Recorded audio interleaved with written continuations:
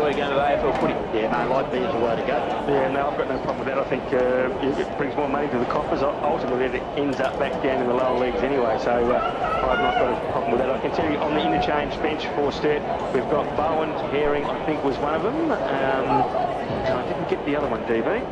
No, mate, I was looking out to see who's going to line up in the first ruck. Fisher, double blue then for the Tigers, obviously. Fisher, Seller and Adlington, I think, coming to the bench for the Tigers. Angus Kurtz is going to take the first knock by the looks of things with the double blue. And obviously it'll be Cranston for the Tigers. Not seeing who's going to start on the pill for the Tigers. Looks like the Mouse is going forward.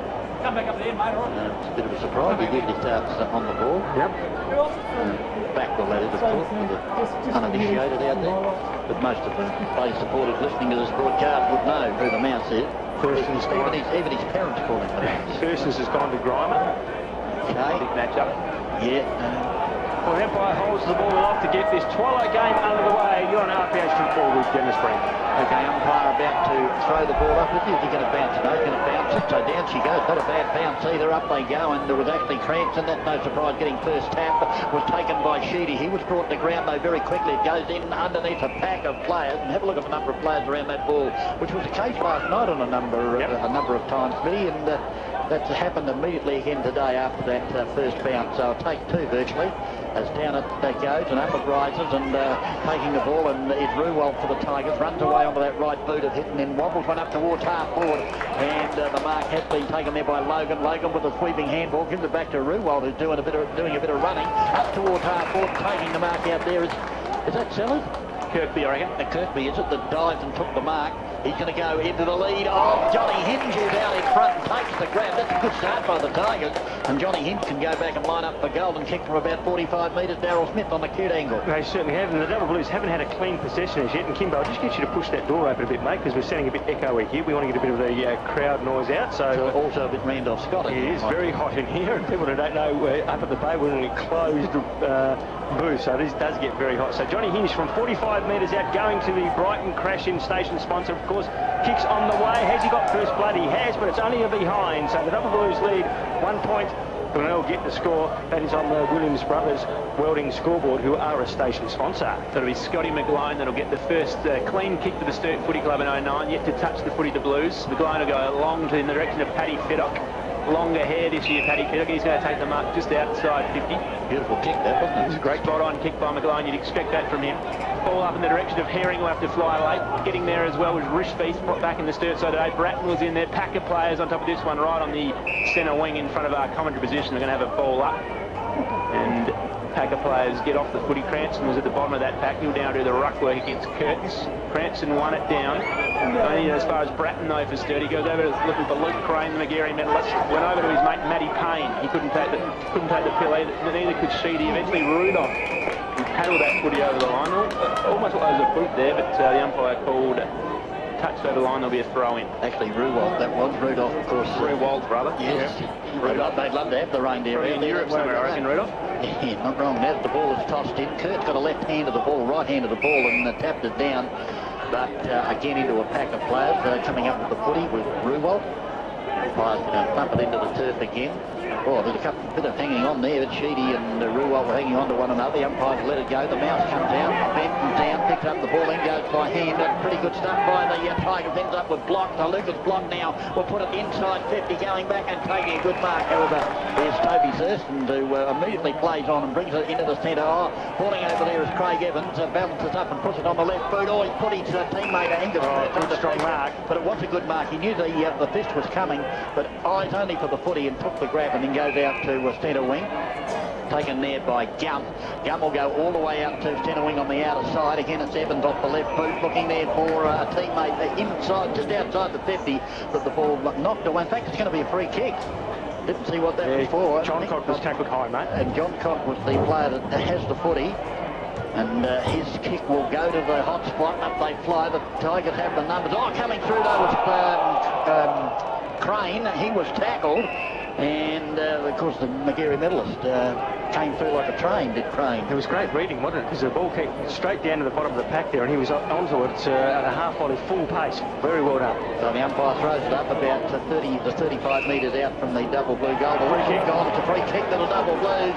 And again, I didn't see what was... Yeah, he indicated that he hit him high with an elbow, so well, John Cock has got the free kick. Well, yeah, but John Cock didn't even contest that mark, did he? Did that ball up. So that's a strange one. But anyway, he's got the free kick. Many and he'll line up for goal from about 30 metres out. Yeah, on a 45-degree angle, kicking to the station-sponsored cattle crash in, I should say, as he comes in now, Jeremy Johncock. And he has played 3 games yet to kick a goal for the Double Blues, so he comes in from 35 metres out, kicks on the way, just guides it through. We don't like seeing that, but he's been successful. He's got Sturt's first goal on the board. They lead 1 goal to 1 point. The Tigers there on 1 point, and that's on the station-sponsored William Brothers Welding scoreboard. And the station-sponsored Grand Central Time Clock, Kimbo says we played 5 minutes of this first quarter. Jeremy Johncock is a reserves premiership player with the Double Blues last year. Couldn't crack the league side. Probably one of those guys now with the retirement of Perry and the like. Might see him getting a few more opportunities in 2009. He's got Sturt's first goal. The ball will go back to the centre. Cranston and Kurtz will resume battle. Kurt flew very early. Cranston won it down. No one's able to take clean possession initially. And there's a tackle laid on a Bay player by Craig Evans. I think that's Ben Kane, who got hands to the footy and was immediately brought down. Ball up again. Cranston again, he's winning the hit-outs. Got it down to, looks like could be Murphy, Panozzo. Spinning beautifully was Cranston to Kane. Kane's got a chance to kick forward. Great smother by, on that occasion, Gum. Ball still in the centre area now. A lot of players, scrappy stuff just at the moment. Players diving in from both sides. Eventually picked up by Thurston. There's a bit of whistle here. Too high. Thurston's had his head over and it's paid too high, so we get a kick to Jay Sheedy, the captain of the Sturt side. Good mark getting up was Mayer. That was a great mark. That's a station-sponsored PDK highlight, that mark. It's Mayer, who's a Port Power listed player playing for the Bays today. Murphy's now got it on half back. Went wide for Panozzo. In the centre of the ground now is Cranston. The kick with his feet. Cranston under pressure. Release a Hamill to block, who will just kick this forward. Daldig will go 2 against 1. Kurtz blew across him in front of him, and he was able to take the relieving mark from the Sturt side. Yeah, it was a good grab by Big Angus Kurtz. He gives it over to Gum. Gum goes wide looking for Evans, and Evans has got it half back out of side. On the left boot is Evans looking for Johncock, who's got a bit of speed for a big man. The handball was like lightning to a fast-moving Luke Crane who went past. The ball in the centre, however, and it's going to be it's socket off the ground. This will give the Tigers a chance. Murphy ends up the footy on the defensive side of the square. Goes now to Panozzo, who has a bounce, and will he have another one? No, he'll put it on the right boot and put it up towards half forward, looking there for Kirkby. Kirkby takes the mark. Backward of the half-forward flank on the outer side for the Tigers. He'll bring it in short, and there is McConnell. McConnell now, shocking kick inside 50, but it's going to favour Stella, who got a funny-looking handball, and consequently he's put his teammate under pressure. It's going to be stacked on the middle, right on the apex of the 50-metre arc, and that's at the Brighton Crash Station-sponsored end. That's the end that the Tigers are going to, and the umpire's about to ball it up. Up it goes. Kurtz won that one. Getting a kick forward was Roywalt. Daldig beaten out towards the footy by McClay, who just looked for the boundary line, and he got the desired result there, McClay. He wanted deliberate. They don't play deliberate early in the game. No, I tell you what, guys, the Glenelg defence is holding up very well here across half-back. The ball from the Sturt side has come in about 3 or 4 times, and each time the defensive action has taken it out. Kurtz again won the hit out. I think that was Sheedy getting a touch. Stella surely taken high by Nick Walk on that occasion, and he's got the free kick. That's not Siller, it's Tom Logan who will emerge from that catch. Just about kick this year, It's a powerful kick, Logan. Yep. But the Tigers haven't got anyone back in the goal square, so at the moment. Angus Kurtz, the man camped back there in the best position to take the mark. Assuming, of course, that Logan won't make the distance. Okay, Logan comes in now, 45 degrees, and he's on the outside, just outside 50. The kick is on its way. He's pushed it across the face of the goal. Up they jump. No one can take it. It's forced through for a minor score. No, that's hit the post, so it's out of bounds. Umpire will throw the ball in deep into the attack for the Glenelg Football Club, kicking to the Brighton Crash in station sponsor. Back the ball comes spinning into play. Again, any number of players. Out the back, there's going to be McGlon running onto the football. He'll go by hand, gives it to Gum in the defensive 50, steadies and then throws it on the right boot up to centre wing on that outer side. It's all the Tigers though, 3-1 in actual fact, and obviously they're going to end up with the footy as the handball comes over there from Kane. He'll get it on the wing from Bonozzo. The hurried kick was smothered. It's just outside 50. Again, it'll be Stacks on the middle of the ball at the bottom of the pack. The umpire hovering and crosses himself and says, I'll have it, guys. I'll ball it up just outside 50 on that outer side at the station sponsor Brighton Crash End. Can tell you that South Adelaide have won over West Adelaide down there at Higginbotham Farm, 10-7 to 7-16. So a good start by the Panthers. By Panthers, all right. That's okay. Centre wing on the outer side, and the double blues have it as running through is the Crane. He'll put it on the right boot, goes up inside the 50, looking there for Herring. Herring waits for the ball to bounce, and this has allowed the Tigers to move in and take the footy and picking it up and kicking it towards the centre wing. Couldn't pick up the player, but the ball change with centre wing now. This will give Backwell the chance. He gives it over to his team. That was actually Ruwalt that gave it to him in the first place. He goes short to McConnell, just on the grandstand side outside the square. His kick is a cross goal, fraught with danger. Out comes Murphy. Murphy picks it up, turns around and then fires ball up towards half forward. Good use of the body by the big bloke there. I'm trying to pick him up for Kirkby. It was, and then he went the wrong way, Smitty. He ended up throwing it, did he? He did. Station sponsor Sports Bar, of course, the interchange gate. So I tell you that Evans is off and Smith is on for the double blues. So the kick ended up with John Cock, centre wing on the outer side for the double blues. Started well, John Cock. He's going to go very short to Jade Shetty. Expect him to get a lot of touches and he's racking him up early. Outer side wing, a virtually true centre wing out there. Jade Shetty, take his time, going short, poor kick. Really didn't give his teammate there much chance at all in Smith, and it's a turnover to the Tigers. Yeah, station sponsor Smithfield crash panger there, boys. So, Glenelg, it looks like Fisher will go short, and he's got Johnny Hendricks playing up forward, coming out in the lead. Still probably 80 metres at least around from goal. Kick inside the 50 to Dudley, who's out in the lead. Dead sort of pocket though out there, and there's about 3 or 4 Sturt players in position to run this one out. Fiddock was one of those. His kick wasn't too convincing. He went in the direction of Thurston's. He didn't get him. And the result is that it's gone over the boundary line on the opposite forward pocket. Kimbo, that kick from the Glenelg player deep into that forward pocket. 3-on-1. Strange. Why wouldn't he go to the top of the square? Unbelievable. It was a strange option. Ball thrown in. Dudley did pretty well to tap it to a dangerous spot, but Smith was able to mop up to then Sheedy, and in the end it's come out to Thurston through a chain of handballs. He went along the wing. It could be Luke Crane out there who's taken the mark and gone to Jeremy Johncock, who can run onto this and almost try and elude his opponent, Lockie Button. He got a kick to a dangerous spot. Herring could be the fly here. Going back was Mayer, couldn't take the mark. Ball still in dispute here, right in front of the Sturt goal. Chambers lays a fierce tackle. What's the umpire going to say here? He's going to ball it up. The tackle was on Wade Mills, a newcomer for the Glenelg side. Station sponsor interchange gates from Sports Power's course is Paul Addington is on and Ben Kane is off. Okay, the ball tossed up. There's a free kick going the Tigers' way against... sure who was the infringer there, and he was hanging over the ball, so it's going to be a 50-metre penalty. The recipient is Benny Mills, and in fact not a 50, it's a 25. Yep. So Mills now will go by hand, gives it to Panozzo. Panozzo will bring it out here to half-back grandstand side. Seller takes the mark, and Seller will kick it along looking for Ruwalt. Good work there, terrific work in fact by Chambers, who had to run hard to get a hand of the ball. He did that and forced it over the boundary line. So you love seeing forwards chase hard like that, don't you? Because it means they really are in the business end of trying to hold the ball in the area. The ball again to be tossed in by the boundary umpire, or any number of players flying to try and get that ball. A couple of players go down, and umpires found a free kick, and it'll be a 25-metre penalty against the double blues. Yeah, silly play there by Crane, wasn't it? Was it Crane? No, I don't think it was. I think it might have been number 2. Risby, was it? No, number 2. Oh, was it Crane? Oh, okay. Yeah. He was talking umpire was talking to Risby, so... I think he was talking about the free kick. Okay, so it's going to be the Mouse, is it? That's going to be the recipient? No, it's going to be Panozzo. So, Luke Panozzo now, he'll kick from right on the attacking side of the square.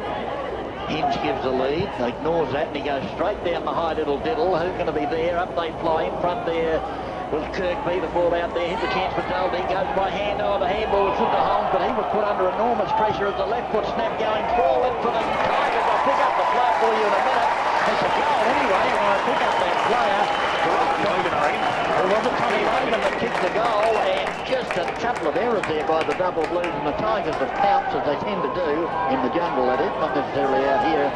But they've got the sausage roll and needed that one just to put themselves in front there. 1-1-7. The Double Blues are 1-6 as the... I don't know what happened there. They've had a bounce and immediately into attack goes the Mouse up towards half forward, getting up high there with Grimer. They claim the mark, not paid to the umpire as the ball close to the boundary line. The handball comes back into it. Doling tried a miracle goal around the shoulders or over the shoulders, but fell short, and this will allow the Double Blues in a series of handballs that are down in the back pocket with the Double Blues. So Fiddock's got the ball. He's going to try and run this one out. Under pressure now. He's taken a couple on, but he's able to get his kick away, and it's a pretty good kick for Herring, who should take the mark opposed to Ruiwalt. Ruiwalt made him earn it, but he took a good mark. Herring went by hand to Crane. He's under pressure. Did well to elude Adlington and then kicked to Chambers. One out, but the kick's going to fall short. Reading it pretty well was Mills. His tap went back to a Sturt player in Adlington, who kicked short for Rishbeef. Couldn't take the mark. He's going to be able to mop up though, Tommy Rishbeef. In front of the scoreboard, he went back out of defence for, I reckon that's Yench, who's kicked very poorly, and he's turned it over. Ruiwalt takes the mark in defence, and the Tigers can run out through Murphy and then Logan. Yeah, Logan's got a half-back on the grandstand side. A couple of bounces there, advance to centre wing. The left foot from Logan goes up inside 50. Oh, was that a free kick? I think it is.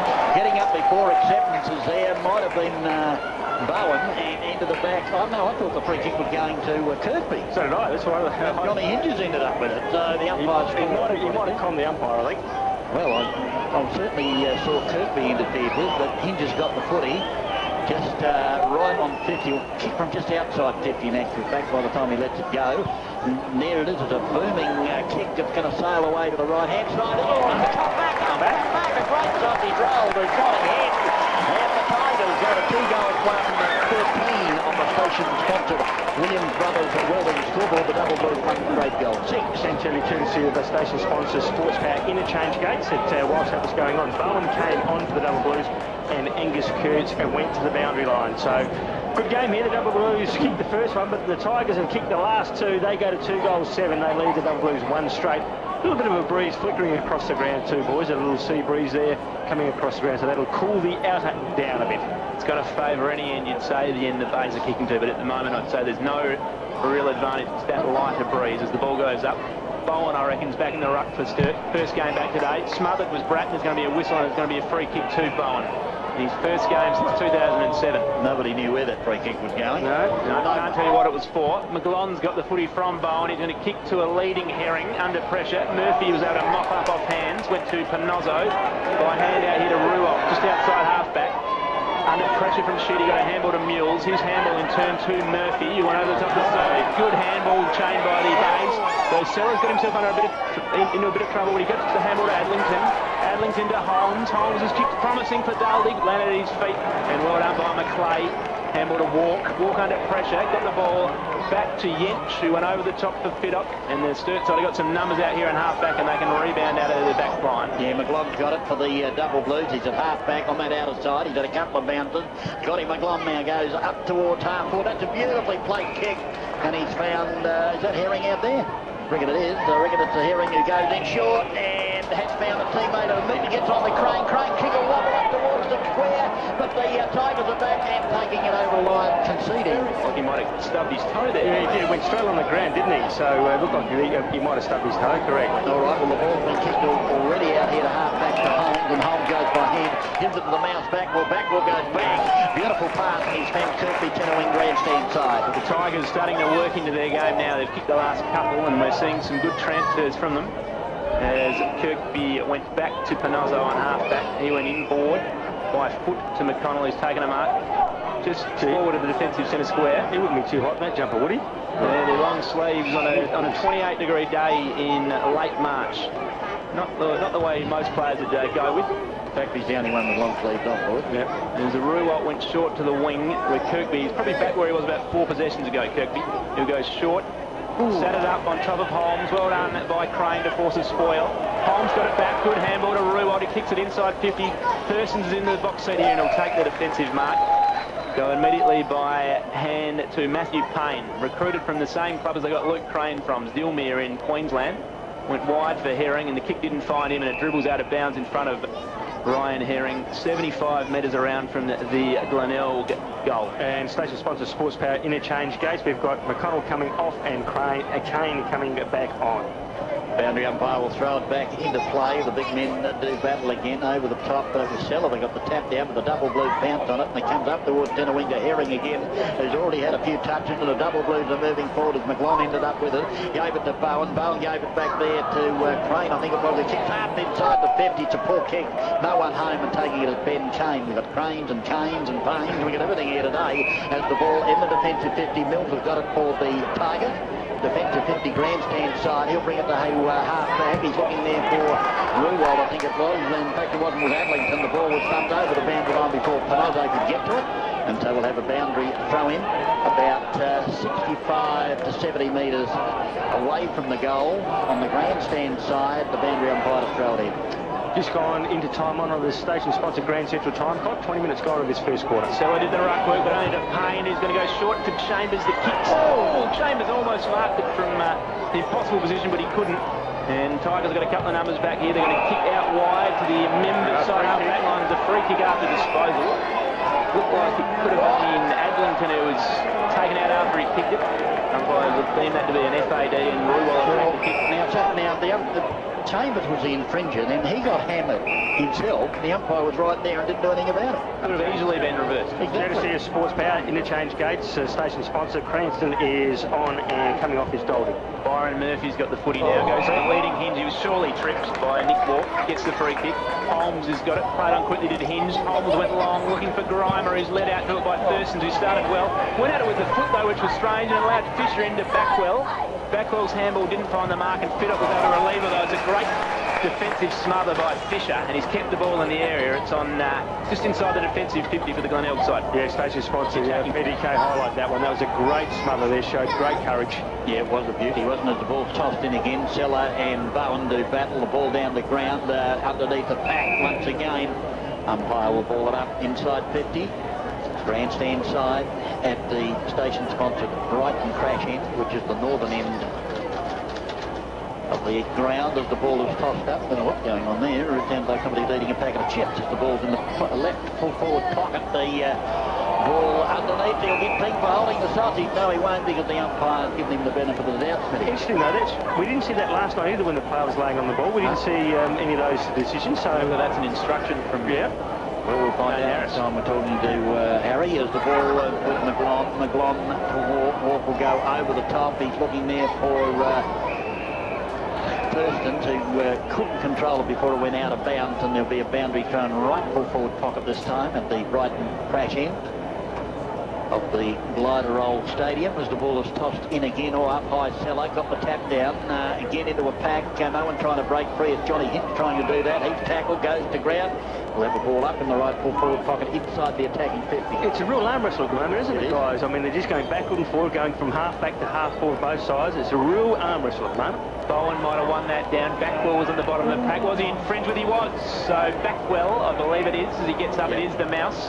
Bratton was the infringer. I thought that was, geez, 6 of one, half a dozen of the other there. That could easily have not been picked up, Darryl, but Backwell's got a chance to convert from about 45 out. Well, actually, that's well called, Kimbo. 6 and half a dozen, because the mouse is number 2 and Bratton's number 4 adds up to 6. Well done. Okay, so Backwell comes in, and he's Smithfield Crash playing a station sponsor as it goes out. Just survives into for a point. So the double blue, the Tigers, I mean, have got 2 goals to 14. They lead the double blues 1-1-7. That's on the station-sponsored William Brothers Welding score. Scotty McGlone's kick out was a beauty, and it had to be, because he picked out Rishbirth. I think it was in a tight spot. He went to Bowen, who was under pressure, couldn't mark it. Turnover here possibly, although the ball's in dispute. Diving in was Anderson for the Sturt side. Could have gone in the back. Ball came out though to Grimer in the end through a chain of handballs. He should kick a goal from 35 out, and he does. So it's an arm wrestle, but the Glenelg side just starting to edge on top at the moment. They got a 3 goals to 20.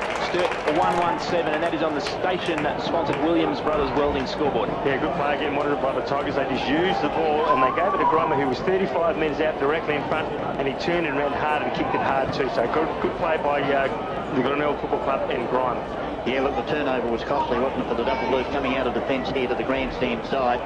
And we found out last night too that if you do make a mistake, the standard of the SANFL is such that most sides will capitalise on those exactly mistakes. right. Spot on. And that's exactly what the Bays did. As the ball is tossed up in the centre, down she comes, trying to burst his way through there with Evans for the Double Blues. End up with Crane. Crane ended back to Evans. Free kick. Free kickers that will come back, and it's going to go back to Luke Crane. Yeah, too high, DB. Too high, said the umpire. So Crane in the centre of Glenelg Stadium. He's got a Guernsey loose across there at centre wing on the outer side. Evans, who was in the centre not all that long ago, he goes up looking for gum, double grabs it, but drops it in the end. He just slides to ground, gets a handball out. He ends up back here. His chance though for Sheedy, his little left foot into the pocket's going to be marked. It is marked. And who's got the ball there now? Matthew Payne. Payne it is, and he'll kick it up toward John Cock all by himself. Oh, gee whiz, I won't tell you what happened then, but he dropped the mark, and consequently the Tigers will take it through Kane. Kane from half back, he's into the mids at 50. Will now put it towards centre wing. It's all the double blue. Anderson picks it up and brings it inboard to McGlom. McGlom now will go inside to 50. Oh my God, went up with John Cock on the back of the front, takes the mark and surprised everybody. Yeah, very lucky that miss there in that 10 metres out directly in front. John Cock goes short to the leading player and has found him, and that player from the Double Blues is 45 metres out on a 45-degree angle, and he's found his teammate there in the Kurtz, who's just come on the ground through the station-sponsored Sports Power interchange gates. He did change with Bowen, so Kurtz has found some space. He's going to kick from 40 metres out, 45-degree angle. The kick is on its way. He has kicks through the ball. Great kick by Kurtz. He's got his first, and that was going to the station-sponsored Channel Crash end. So the Double Blues have answered that quick reply, and they've got their second on the board. They still trail the Glenelg, though. 3 goals, 2-20. That's Glenelg. Sturt, 2 goals, 1-13. That's on the station-sponsored Williams Brothers Welding scoreboard. Important one there, you feel, from Angus Kurtz. Glenelg would kick 3 in a row. It's been an arm wrestle, but Sturt now staying in the contest, 7 points, the difference. Kurtz, the goal kicker. Going to get a lot more opportunity this year, you'd think, without Simon Feast and Fabian DeLuca at the club. Quality ruckman that he is. Struggled to force his way into the side last year. He battled with Cranston as the ball goes up. Cranston won that one down. Logan's been pretty good. In fact, that was Backwell. Now the handle came back to Backwell, who can stream into attack and spot up Seller. Kick didn't quite get to him. Hinge on the half volley was good. Seller got the ball back. Now Logan going to Grimer. The siren's going to beat Grimer. He ended up spraying the footy out on the full in any case. And that is quarter time here on the RP8 Saturday twilight match of the evening. Sturt twilight match of the evening. And Glenelg 3-2. Got it out eventually. Played Sturt 2-1-13 by 7 points. Okay, goal scorers for the Tigers, Logan, Hinge and Grimer. For the Double Blues, it is John Cock has got 1, and I've missed one there for the Double Blues D. This SANFL football, you go out there and listen to the coaches and listen to what they've got to say, and you virtually touch the players, which is fantastic here in this SANFL, so which is great. That's why we get so many people. So the crowd certainly has built up too, hasn't it, guys? Oh, no doubt about that. That's for sure. The lady walked over with a couple of what do they call those? Soft serve, and they look very nice. Mr. Whippies. They've got a couple of them there. They look very nice. Okay, come. My little boy Barney wants to come in and grab his lollies, I dare say. Fire holds the ball aloft. He's about to throw it up to start the second quarter. Up they go, and Cranston got his hands to the ball. Tommy Logan ended up with it. Oh, great handball out there by Murphy, and away goes Backwell. Backwell up inside 50. The ball will bounce in front of Dolby. Putting his head down was Fittig. Almost had it pulled off. The ball's in the square though. It will be forced through for the minus score. Will it? No, it's going to be kicked off the ground by Murphy, I think, for a goal for the Tigers. Great presence of mind there by Rory Murphy, and the Tigers have kicked the goal within the first 30 seconds of the second quarter. They go along to 4 goals to 2. That's 26 on the station-sponsored Williams Brothers scoreboard. The Double Blues 2-1-13. Yeah, just to start, the Tigers won it, didn't they? You called it well, DB, because Kirkby was at the foot of the ball when it came down and socketed it through, and it was a great start. And it's only been 1 minute on the Grand Central time clock, and the Double Blues have already squandered a goal. I reckon Brodie Martin would be a bit disappointed he wasn't able to rush her behind on that occasion. Cranston didn't really win it down clearly. In the end, it was Sheedy who got a handball forward. Didn't really find his teammate. Great pace there by the Glenelg player. I'll pick him up in a minute. May have been Mayer. Kicked to half forward. In the box position was Fisher at half forward. Backwell was there as well. Grimer picked it up and fed it out by hand to Kirkby. Handball had a bit much on it. It's gone out of bounds, and it was Danny Mayer who showed a bit of dash here in the centre of the ground and won the ball forward for the Bays. They have a throw in. Bruckman sending a long way from the contest. They'll charge in on it now. Cranston could have almost taken clean possession. He went to Murphy. Anderson under pressure for Sturt as he got the ball. Martin now under a lot of pressure as well. He got a better headline there, so he got a push in the back, according to the umpire. And he's actually caught it over the shoulder. There's going to be play on advantage here, and Sheedy streams forward and kicks the ball to centre half forward to Herring. But it's Gumm who's taken them up right on 50 for Sturt. Chambers will lead out and should be on the end of this. Chambers, oh, the kick just wasn't quite in front of him. He had to dive and he spilt it. And that allowed Mayer to just about run this one out for the Glenelg side. Mayer inboard to Cranston all by himself. He goes to the player there in Panozzo. Panozzo up towards half forward. Grimal's in front, pushed out of the contest though by the double blue. Comes to Fiddick. Fiddick now will bring it into the centre. He's looking there for Kurtz. Kurtz was grabbed high according to the umpire. And Angus Kurtz will go back and take his kick at centre wing on the outer side.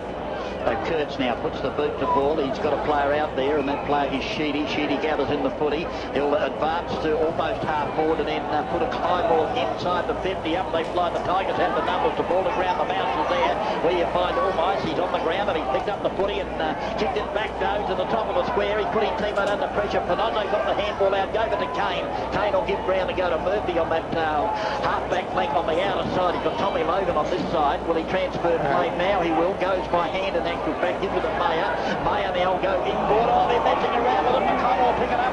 Threw the ball to himself. Very clever stuff there by McConnell. Might have been accidental, but he still did it. And the ball ended up with Grimer just forward of the 50-metre arc. Oh, it's kicked to Fisher. Oh, silly play. What is it? Yes, but was it an FAD? Because he was in the act of kicking when he was dragged down. Yeah, you're right, Deb. He should have come back to him here at centre wing. You're right. So Thurston's did drag him down in the act of kicking. So it's not a downfield free kick for mine. But it has been played that way, Smitty, and an important shot on goal for Big James Seller. It certainly is. He's going to kick from around about 35 metres out, virtually directly in front, kicking to the station spot at Cattle Crash in, and he will go through with his kick. The big fellow Grimer. So Seller, sorry. In he comes now from 40 metres out. Kick is on its way. He's leaned back and has just sprayed it. And then we've got a station sponsor for that. It's called a Smithfield Crash Clanger. So another behind on the board for the Tigers. They go to 4 goals through 27. Sturt 2-1-13. That's on the station sponsor for the Brothers Welding scoreboard. Probably a fair outcome there. The kick shouldn't have been paid after disposal, as McGlone will run the ball out to himself and then kick long out of defence. The footy had a lot of carry on it. There's a whistle here again, and another Glenelg free kick's going to go to Byron Murphy. Did anyone see what that one was for? I have no idea, mate. So umpires plucked one out of thin air, it would seem. Byron Murphy will be the recipient for the phase. I don't think he plucked it out of thin air. I think he plucked it out somewhere else. As Murphy goes in short for Kirkby on the lead, and Kirkby's led out and taken a mark 45 metres out, and the Bays doing all the attacking early stage of the second quarter.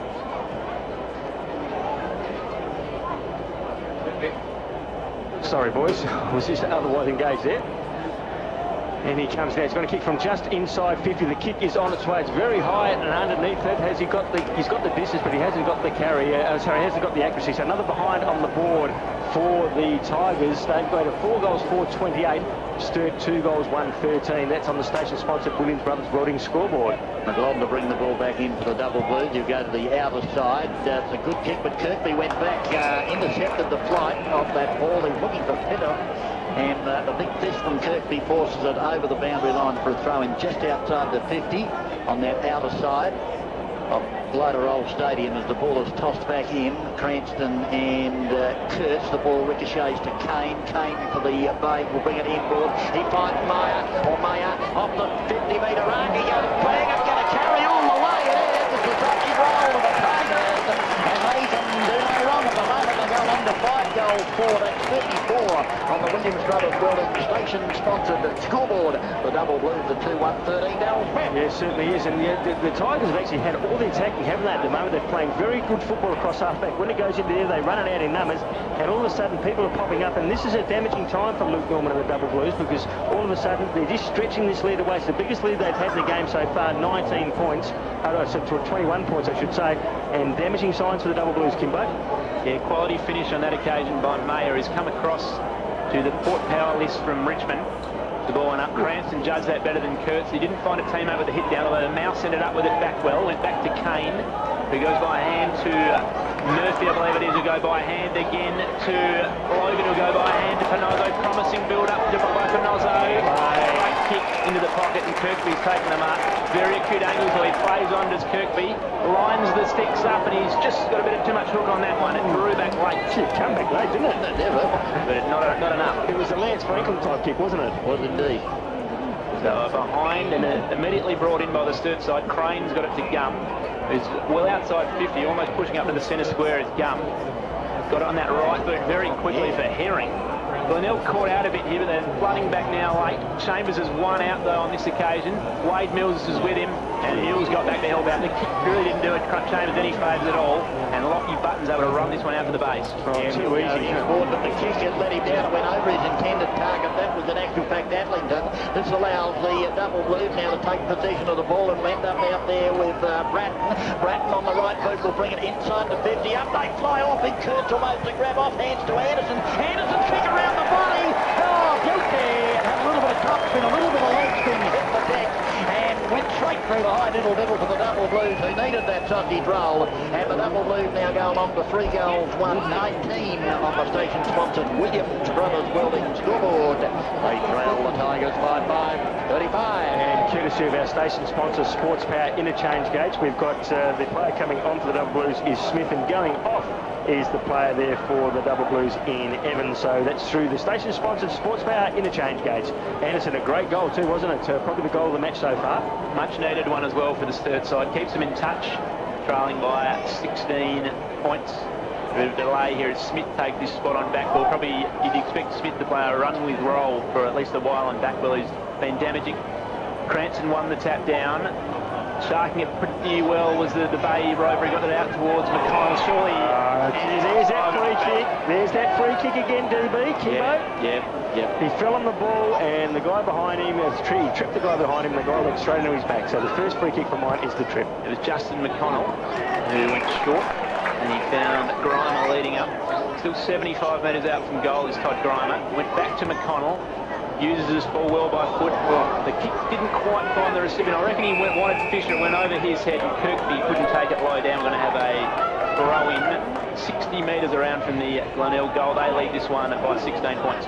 Yeah, and they're kicking to the cattle crash repairs station-sponsored end as the tap down by Cranston was a beauty to block, but it went straight through blocked hands. It ended up back with Cranston. It comes back now to Panozzo. He's tackled. He got possession. He got the ball held to him, though. The ball, in actual fact, not the belt. And the umpire will ball it up, not bell it up. So the umpire now, Rouston throws the ball up. Up they go. The ball hits the deck. Who's going to be first there? Fisher at the bottom of the fact that he caught one high. He did, but the umpire was unsighted. And there'll be another secondary ball up. See, the other thing too, guys, umpires are standing on the outer side of the ground, looking straight into the sun. Yeah, look at it, even that umpire there shielding his it's silly. Exactly the case as the ball off hands almost taken there by Payne. In fact, now he's got it. He's tackled. He goes to ground, and there'll be a ball up again. So 3 ball ups. And in almost the same spot. Up she goes again, and this time Kurt's got it. Taken by Smith for the double blues. He tackled, loses it. Bishop picked it up. Great work. Gave it the block. Went short. I'm not sure who was looking for it. And the players at the bottom were back, and the umpire will find the free kick because the player that was there first was an actual fact walk, and they canned it into him.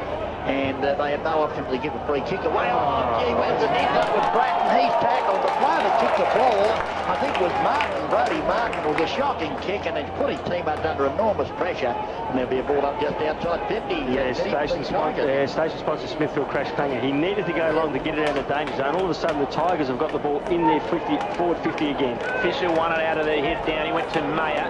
Bay's running away from the goal, but they can kick in through the block.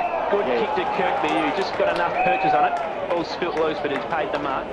So to go back to Rory Kirkby, probably not quite in his range. He's got a pretty big kick on him. It was a great kick from block. That was. It was, yeah. And certainly as a station sponsor, PDK highlight that kick. Kirkby just sits the ball up. A good spot for Grimer. Scored away well by the man in front for the Sturt side. They've forced a boundary throw-in. Could be Jade Sheedy, I reckon, who did enough to bring the ball to ground. Grimer looked to have the sit, as we're going to see a throw-in. Dangerous spot for Sturt. front of the Glenelg goal. Sellers doing the ruck work. Yeah, that was Kurtz who did pretty well to win it down to his teammate Warp. He was wrapped up. Now they ball up, still in the danger zone for the Sturt side. They trail by 16 points. They kicked the last. Glenelg did the ruck work against Kurtz this time. Then he got the ball back. Glenelg went to Logan. Looked for Kane by hand. Fiddock chipped in. Payne was in there.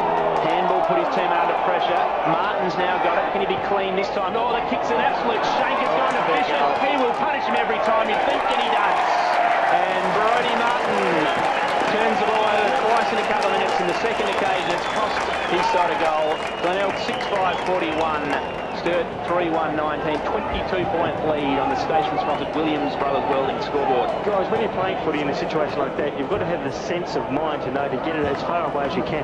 He was only, what was he trying to do there? Just kick it 15, 20 metres. Sure. It was intercepted by Fisher, and Fisher ran into an open goal. I mean, he's just got to be told, get it out of the danger zone, get it into the boundary, and just force it out of the open and let the players run it. He's on the Adelaide Crows list, probably taught differently at AFL. Oh, of course, yeah, good point, good point. All right, well, the lad would be down on confidence after those couple of Moby Dicks, I might tell you, so he's got to get that confidence back as Crampton gets the tap down. In fact, the handball, he came back and then he handballed it out. Kane was going to pick it up, but through came McConnell, the only fella wearing long sleeves today. He got a hand, went by hand of Mule. Mule gave it to Murphy. Murphy will bring it to centre wing looking for Ruwald. Oh, great work by McConnell if he can trap it. Then he tried to twist out of trouble, did so, but the lock now will go to Panozzo. Panozzo now will put it on the right boot, tackle just as he kicked the footy. It wobbles up there towards the flag there in Adlington, then gives it over to Holmes. He's usually a very good finisher at Tommy Holmes, but right on the last line, I think it's been done. No, a chance for Hinge, he grabbed the footy. No, free kick. Free kick has gone to the Thurston, I reckon. Yeah, no, to Thurston's, yep. The Thurston's, what was that for, boy? No idea. It was hanging on. Goldie was hanging on to him as the ball was coming in. Okay, so it's Toby Thurston's last line of defence for the Double Blues. He'll kick it to that outer side. He's put his teammate under enormous pressure, but he was good enough to get his hand to it. This time the Double Blues will come out of trouble and bring it into the centre as another poor kick. Smith's got it for the Street Tigers have bounced on him, and there'll be a ball up centre wing outer side. Just they're kicking out of defence as the well, they're rushing it, aren't they, at the moment? That's the thing, DB. They get under pressure, and it's great to see the forward set up of the Tigers, putting these Sturt defenders under pressure, and it's costly because they've been turning the ball over. Ball's been thrown up, pack of players around it. No one's able to get it out cleanly, although Sturt got a chance now. I reckon that's Gum who's over it, knocked off it. Now a chance for the Tigers. Kane's handle was creative to McConnell, who tried to go inside Martin, and he did beautifully. And the kick to the leading Seller was good. Took it low down right on the 50 to James Seller. Spun around quickly, kicked it straight to Thurston's, who actually marked it, the man on the mark. Very good presence of mind. He's then able to kick the ball creatively to Luke Crane, who can run onto this. Murphy's right there with him. Crane did run onto it. Murphy laid an absolute crunching tackle.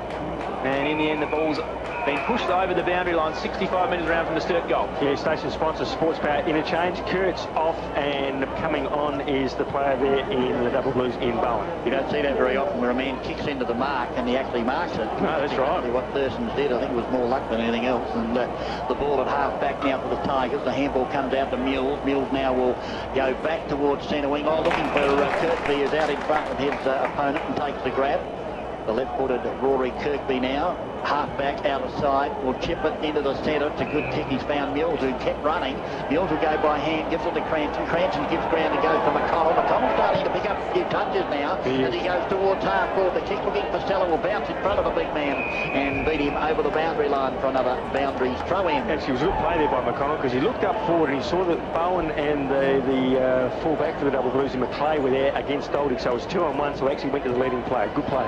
Boundary throwing right in front of the Williams Brothers Welding station-sponsored scoreboard. The ball now down to ground. Chance for Bratton as he tripped. It looked like it from here. The umpire said play it on. Came to Anderson. Anderson's tackle goes to ground, and the umpire said we'll have the ball up about 30 to 35 metres out from the Tiger goal.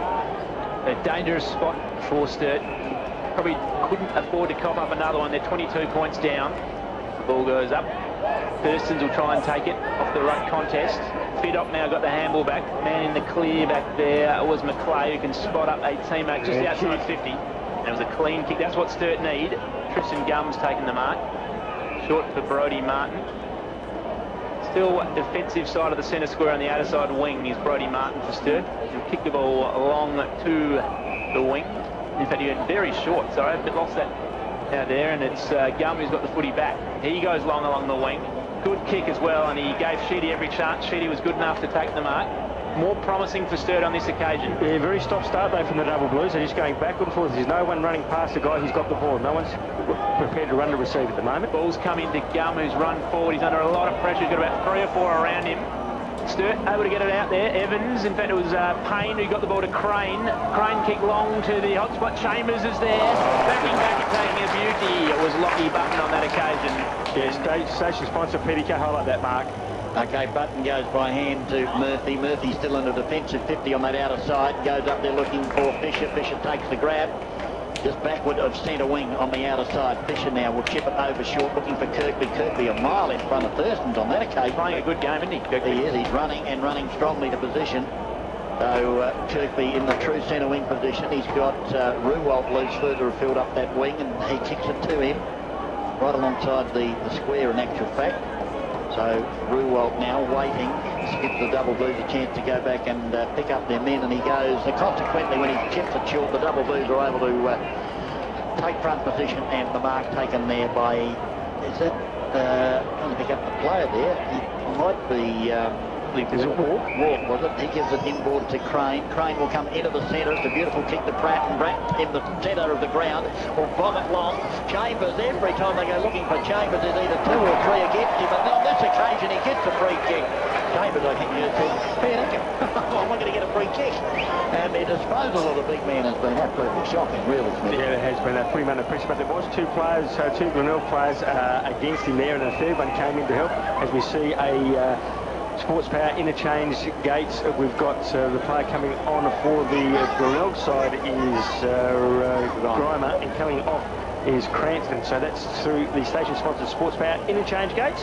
As Brett Chambers has a chance to put the double blues a little bit closer. He kicks from about 45 metres out. The goal umpire says no good for today, Brad. That's another minor score for the double blues. They trail the Tigers 6-5-41. The Sturt side 3-20. 21 points in favour of the Tigers on the station-sponsored William Brothers Welding scoreboard. Luke Panozzo going to be entrusted with the kick-in duties on this occasion. Chambers' first kick of the season. You'd usually back him from there, but he's missed.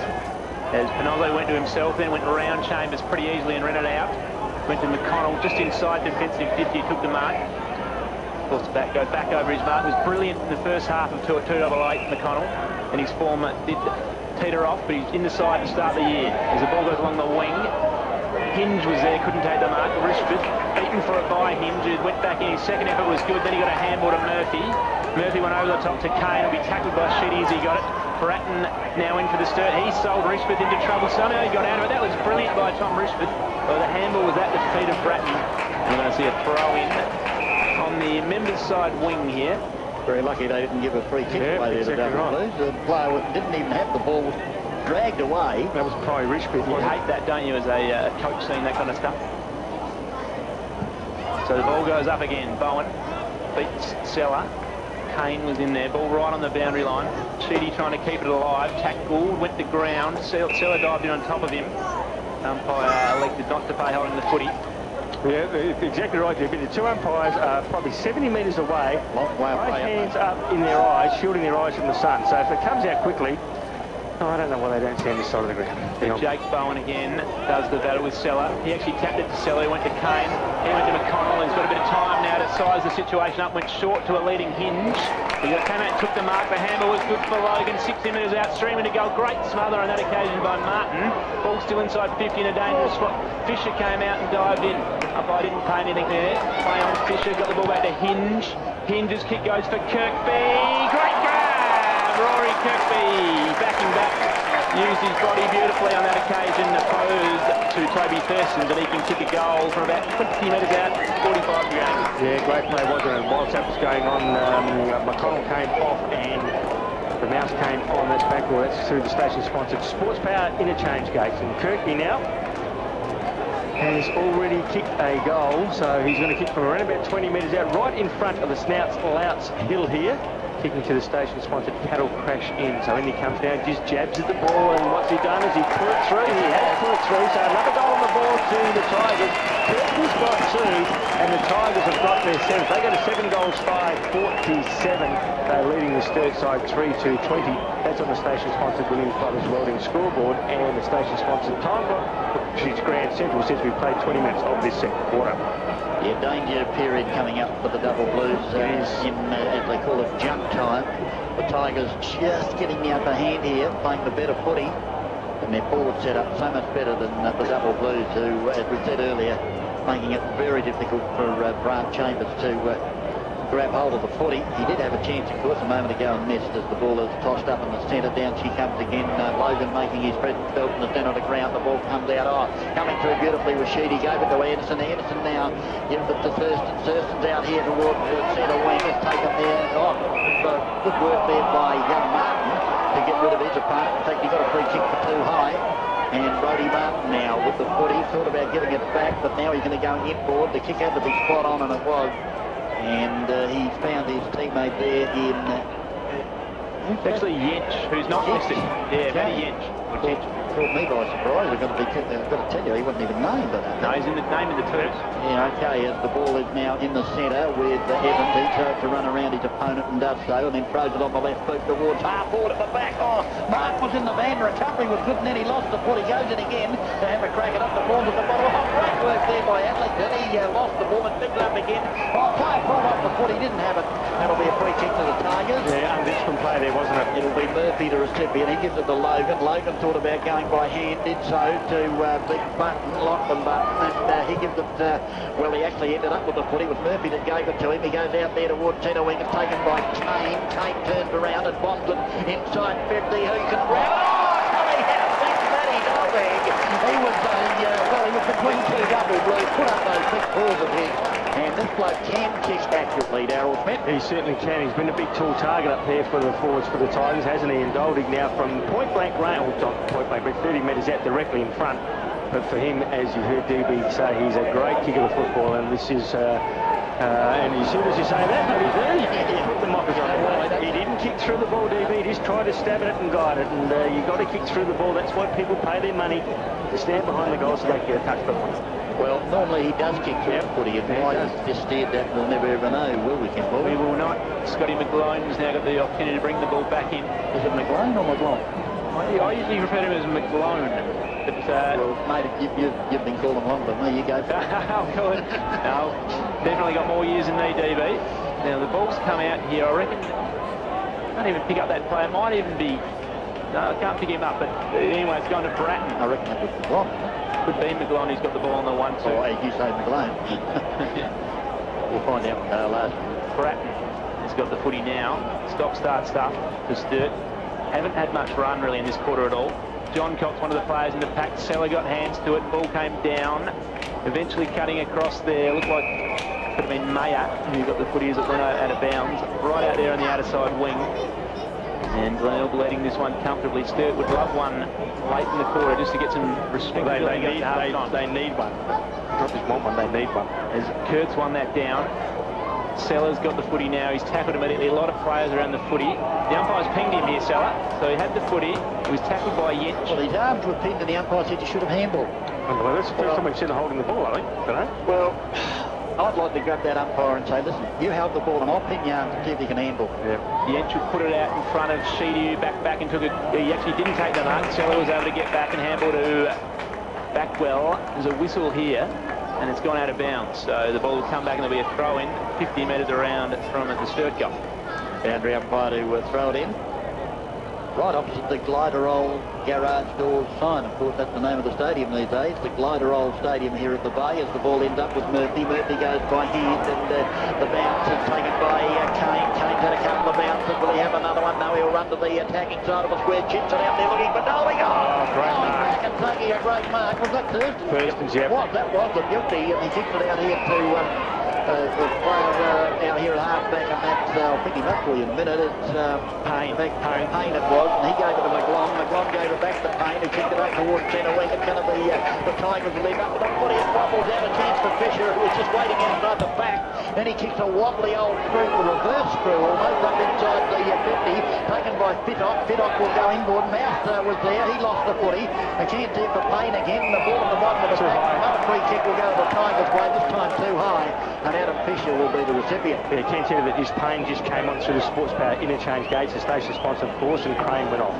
Okay, so Payne for Crane as Fisher outside 50, about 65 metres from goal. Will put a high ball inside 50.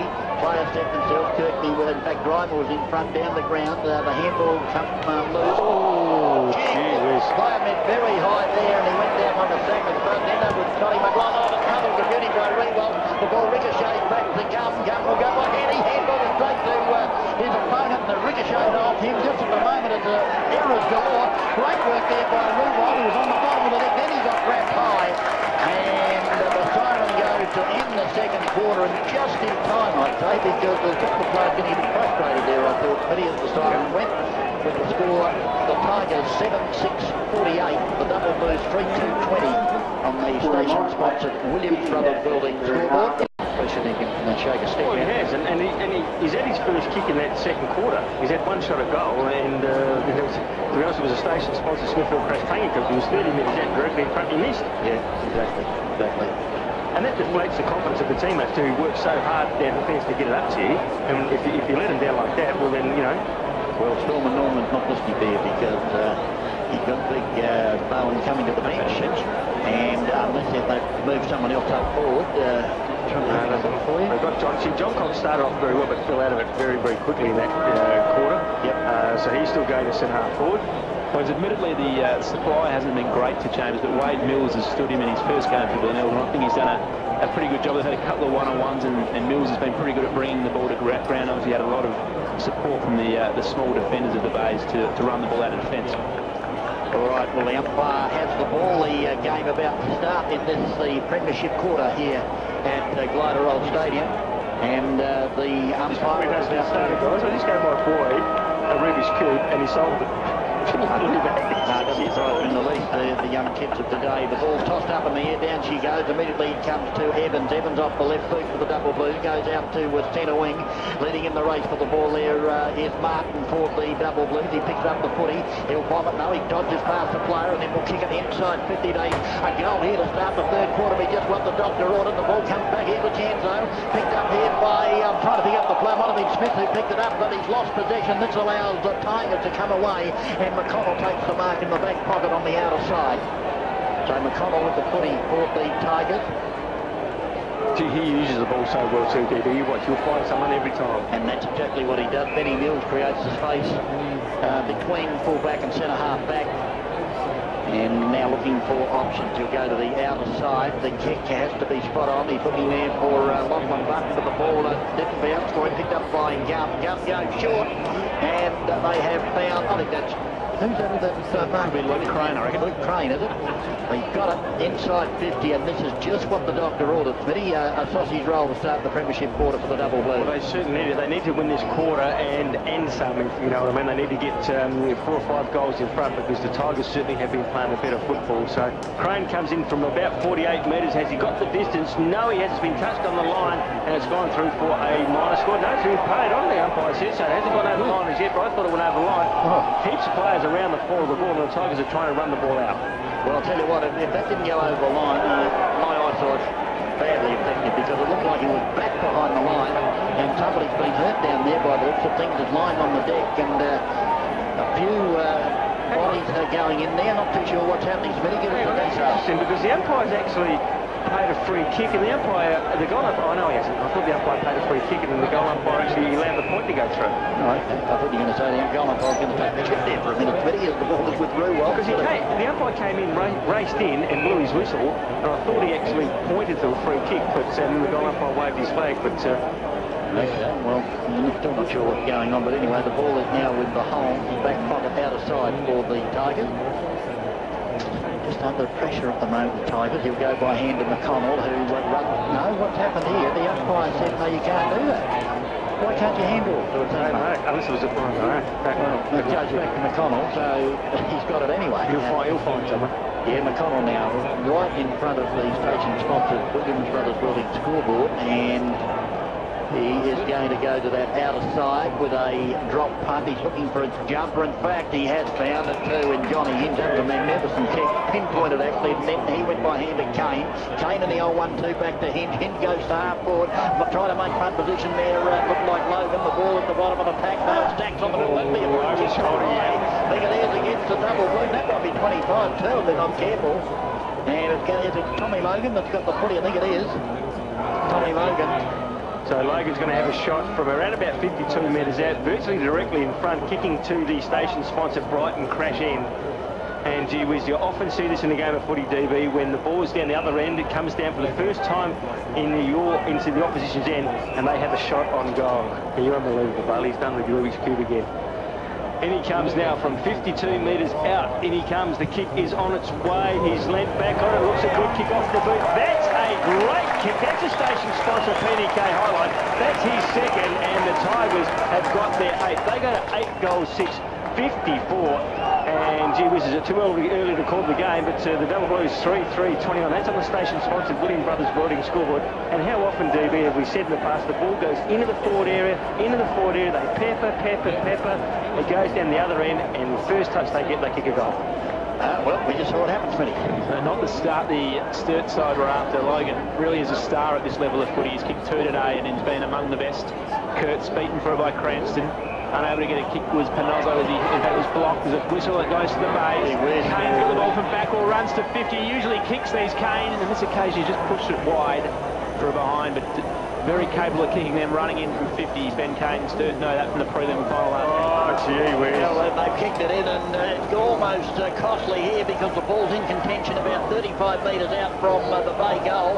Johnny Hinge is in there at the bottom of the pack. It's desperate stuff for the Double Blues as they try and get it out. Now they try to Craig Evans picks it up, tried to handball to Bratt, but it was intercepted. A sweeping handball out to Ruwell. Ruwell off the left boot, and it's away to the left-hand side and gone out of bounds on the sitting ball. Yeah, that's a station sponsor. Smithfield crash banger. That kick where he was 20 metres out running at full speed should have done a lot better than that. Exactly right. So it'll be Scotty McGlone to bring the ball back in, finds Thurston's in the true centre half-back position. Well, between full-back and centre half-back anyway. They're under the pump at the moment, the Double Blues. Got Fittock out here, still inside the defensive 50 in the pocket. Grandstand side. Logan on the mark, he'll go short before Anderson. Oh, gee whiz, Anderson had to stretch to take it, and he's still inside that defensive 50. Now goes short to McGlone, who's certainly covered a bit of territory. 15 metres? Didn't look like it, but the umpires paid it, and now McGlone will centre the ball and get back. It goes to Thurston's, and they're just messing around with the footy at the moment, the Double Blues. They've got possession, but not a lot of positivity into it. As the ball now comes towards centre wing, that's a better kick. Beautiful kick to Herring. Herring marks at centre wing, grandstand side, right in front of the RPH commentary team. So Ryan Herring now with the ball. Certainly not a lot of options to go to. The umpire will call him to play on in a minute, but he's going to give ground and go back to Thurston's from whence the ball came. Thurston's now all swinging on the right boot, and he's going across goal. It's got to be spot on. It is spot on, but Fittock dropped the mark. He put him down under the pump. The mouse had hold of his hand. The umpire says play on, and they're Double Blues are going to get out of it. A little bit of Daffy Duck there, I reckon, as the Double Blues go up towards half forward. Leading in the race for the ball is Smith, and Smith takes the mark outside 50 on the outer side for the Double Blues. So Smith now with the football will centre it towards centre half forward. Out they fly back. Kurtz, I should say, with it run off hand to Crane. Crane goes bang from point blank. Crane late runs it in and puts it through. He banked it. That's what he did. Put it through the high little battle. The Double Blues 4-3-27. The Tigers 8-7-55 on the station-sponsored Williams Brothers Welding scoreboard. You can see why he's a McGarry Millicent. The ball came into a pack and he was just waiting and lurking. As soon as the ball hit the ground, he pounced on it, full speed, picked it up, and in 2 strides he was away from the pack and kicked truly for his first goal. So, and to say they did it, that is an understatement. They've almost doubled their score. They have doubled their score, the Tigers. We'll have to get a couple in a row here, Sturt. Been beaten out of the centre most times from the centre break. Day midfielders in there. Among them is Block, who's been pretty good in there. As the ball goes up now. Right there. Favoured Kurtz, who came over the top of Cranston. Holmes got the kick out. Backwell's there, but he's going to be beaten for it by Thurston. So he's going to go inside Backwell and then go by hand to Sheedy under a bit of pressure. Back to Thurston. Under a lot of pressure. He's gone back to Fiddock, who's got a bit of time to go. Oh, in fact, this is Fiddock receiving it at centre half back. Evans, that was. Evans got the ball to him. Fiddock will go to Thurston's, back where he probably started this chain of possession. Thurston's at just backward of centre square. He goes wide to the wing. Evans again. He'll go by hand to Gum. Usually a good kick on the right boot, Gum. Herring's a chance here, opposed to Button. Button got it to ground. Mules is able to force the handball out to McConnell, and he usually uses the ball well out of defence, and this is no exception. He's got a race out on the chest of his captain in Benny Mules out there in the wing. And that's why there is in the side, isn't he? Justin McConnell looks like he's going to play at defence a fair bit as Mules goes along the wing. Absolute fly from Fiddock, and he elected to fist that one. He almost got up high enough he could have taken the mark. He's found the safety of the boundary line, and we're about 65 metres around from the Bay goal. There'll be a boundary throw in. Back she comes. Kurtz. Cranston front position, tapped it down. All Bay play grabbed high. I can see it from here, and I'm 100 miles away, so the umpire's obviously going to pay it. That wasn't me that jumping the desk, that was the Sturt coaching panel there. All right, well, there's a chance now. As it looked like Panotto that bombed it towards the head of the square. Offhand, the Double Blues have the numbers sheet. He's got possession on that last line of defence. Will go across goal and gives it out there to, is that Evans again? Got the ball out there in the back pocket. No, not Evans, it might have been Smith in actual fact. He now goes to Kurtz. Kurtz has got the ball just outside the defensive 50 on the outer side. For the Double Blues, he's thought about coming back to that last line, but just at the moment the Double Blues undecided. Now he comes all the way back and finds Scotty McLaughlin. McLaughlin on that last line of defence, standing the mark. Good pressure by the Tigers. It is indeed, as McLaughlin goes short, and again Smith takes the mark and will turn around and give ground into the back pocket, and look like Luke Crane down there to taking the mark. Gee whiz. Just what are they doing at the moment? This time he brings it inboard, and it's a very good kick on this occasion, and it finds the player that's not named, and that's Gents. Gents now for the Double Blues inside the defensive 50 as he goes to centre wing, and as they turn it over, Holmes at the bottom of the pack couldn't control it. The Double Blues will pick it up, ends up with Sheedy at centre wing. Sheedy goes long and strong. He's looking there for Herring, got rid of his opponent, but great run by Mayer. He was put out of the contest virtually, and then recovery was good. Got a handball over to Mules. Mules in turn to Kane, and Kane will sink it along that centre wing on that outer side. Up they terrific grab there up in front of the pack. I'm trying to pick up the player, but Panozzo it was. He got it on further afield to his teammate and Holmes it was, but taking a great mark of Tommy Logan. Tommy Holmes had kicked it to him, but gee whiz, what a great mark by Logan. And one thing we do know, Daryl Smith, he can kick a goal. He certainly can. He's kicked one from there before today, and he was taking that ball, running with the flight of the ball, so fantastic. And Debbie, I'll get you to watch the interchange gates here, courtesy of our station sponsor, Sports Power. Well, thanks, Matty. There's 3 of them coming in and 3 of them going out. Let's just say it happened, all right? Okay, Logan now from about 50 metres out, 45-degree angle. The kick is on its way. It's just going to swing away to the far side for a minor score. So the Tigers have got their 8th point on the board. They get an 8-8-56. They lead the Double Blues on 4-3-27. That's on the station sponsored Williams Brothers Welding scoreboard. Thurston's to bring the footy in. Back in the Sturt side this week. Played in the O2 Premiership side with Sturt, also in a 2004 Premiership with the Power. He's going to kick the ball long in the direction of Fiddock. He's got 3 Glenelg players. Mayer was able to spoil it. The ball went over the back. Well done by Herring, crashed in hard, but Adlington was even better. He's got the footy now, run to 50. He goes horribly short to Seller, who's running away from goals. In the end, Kane got the ball. And Backcourt's got it now. There's plenty of options down there. McConnell got it. This will be a goal. But he goes by hand to Kane, who should kick the goal. Hooks it around the body. He's dropped it short. Ball's still alive. Goldie kicked the goal. Out of all that, to the Glenelg side, they got there in the end. They had about 4 opportunities and weight of opportunities told as Goldie kicked another one, and they go to 9 goals, 8-62 to Sturt, who are stuck on 4-3-27 at the moment, and that is on the Williams Brothers Welding scoreboard. And the station sponsor, of course, as is Sports Power, and we just saw the Sports Power interchange, and it's Bowen on and Kurtz off. But they just had weight of numbers to be down that forward area. They kept forcing it and forcing it and forcing it. McConnell then snapped one over the top, and Goldie was able to be there, turned around, the ball fell behind him, and he was the only person between him and the goals, and was able to kick it through for his first. Umpire with the ball. Umpire Ralston throws it up in the centre. Up they fly. Kurt's got his hand on the ball. It comes to ground. And in fact, it wasn't Kurtz, it was Bowen, Jacob Bowen. And it'll be a take two. Up they go again, and Bowen left hand on the ball. They'll take it and trying to burst his way through. There was Gents, but he was decked. But the ball comes out to McGlon. McGlon now gives it to Sheedy. Sheedy with a clever little kick here to centre wing, taken by Herring. No, it's not a Gummit will go up towards half. What is a beautiful kick. Here's Gents again, and he can have a shot on goal. Will it come back for him? No, it won't. Away to the right-hand side for the minor score to the Double Blues. They need goals, not behind. 4 goals, 428 on the station-sponsored Williams Brothers scoreboard, and the Tigers comfortably in front, 9-8-62. So Ben Mills over to rebound defence. No, he's not. He's caught. That was a magnificent chase by Craig Evans on that occasion. Advantage has been paid, and I think there's a goal to the Double Blues. It is. It could be. Is it Tristan Gunn? Was it Ryan Herring that's kicked the goal for Sturt? Evans' chase was magnificent on Mills, and he was able to force the turnover through a free kick. And I reckon it could have been Herring that's kicked the goal for Sturt. Much needed one. They get their fifth. They got a 5-4-34. Glenelg 9-8-62, still leading the way. Was it Herring or was it Payne? I think it might have been Payne, guys. Yep, Payne it was. Matty Payne, in his first game at the club, gets his first goal in Sturt colours. Yeah, the chase from Evans was absolutely fantastic. And again, we love seeing forwards do that. I didn't like what he did after he finished with the player. He just slung him to the ground. I hate to see that. You're right. Okay, Evans with the ball, speaking of the devil out of the centre, gets a handball away under pressure, ends up with Ruwell. He goes to ground. The pressure has lifted, no doubt about that, from both sides. At the bottom of the pack is Ruwell. He got it over there to Cranston. Somehow got a handball to him who well fell to ground. The player was right on top of him, but the umpire said no. On this occasion, the ball was held to him, and we'll have the ball up right on the 50, the attacking 50 for the Tigers. They're kicking to the station-sponsored Brighton crash end as up they go. The ball tapped down by Cranston. Again into a pack. Logan's there. Umpire just hovering around, and eventually he's got to blow the whistle and come in and take a secondary ball up.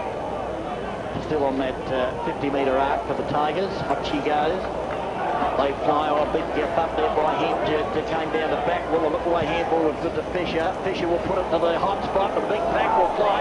Who's going to grab the ball? No one off. Hands a chance for Kane. He got it over, but it was intercepted by the Double Blues. And the kick will come out.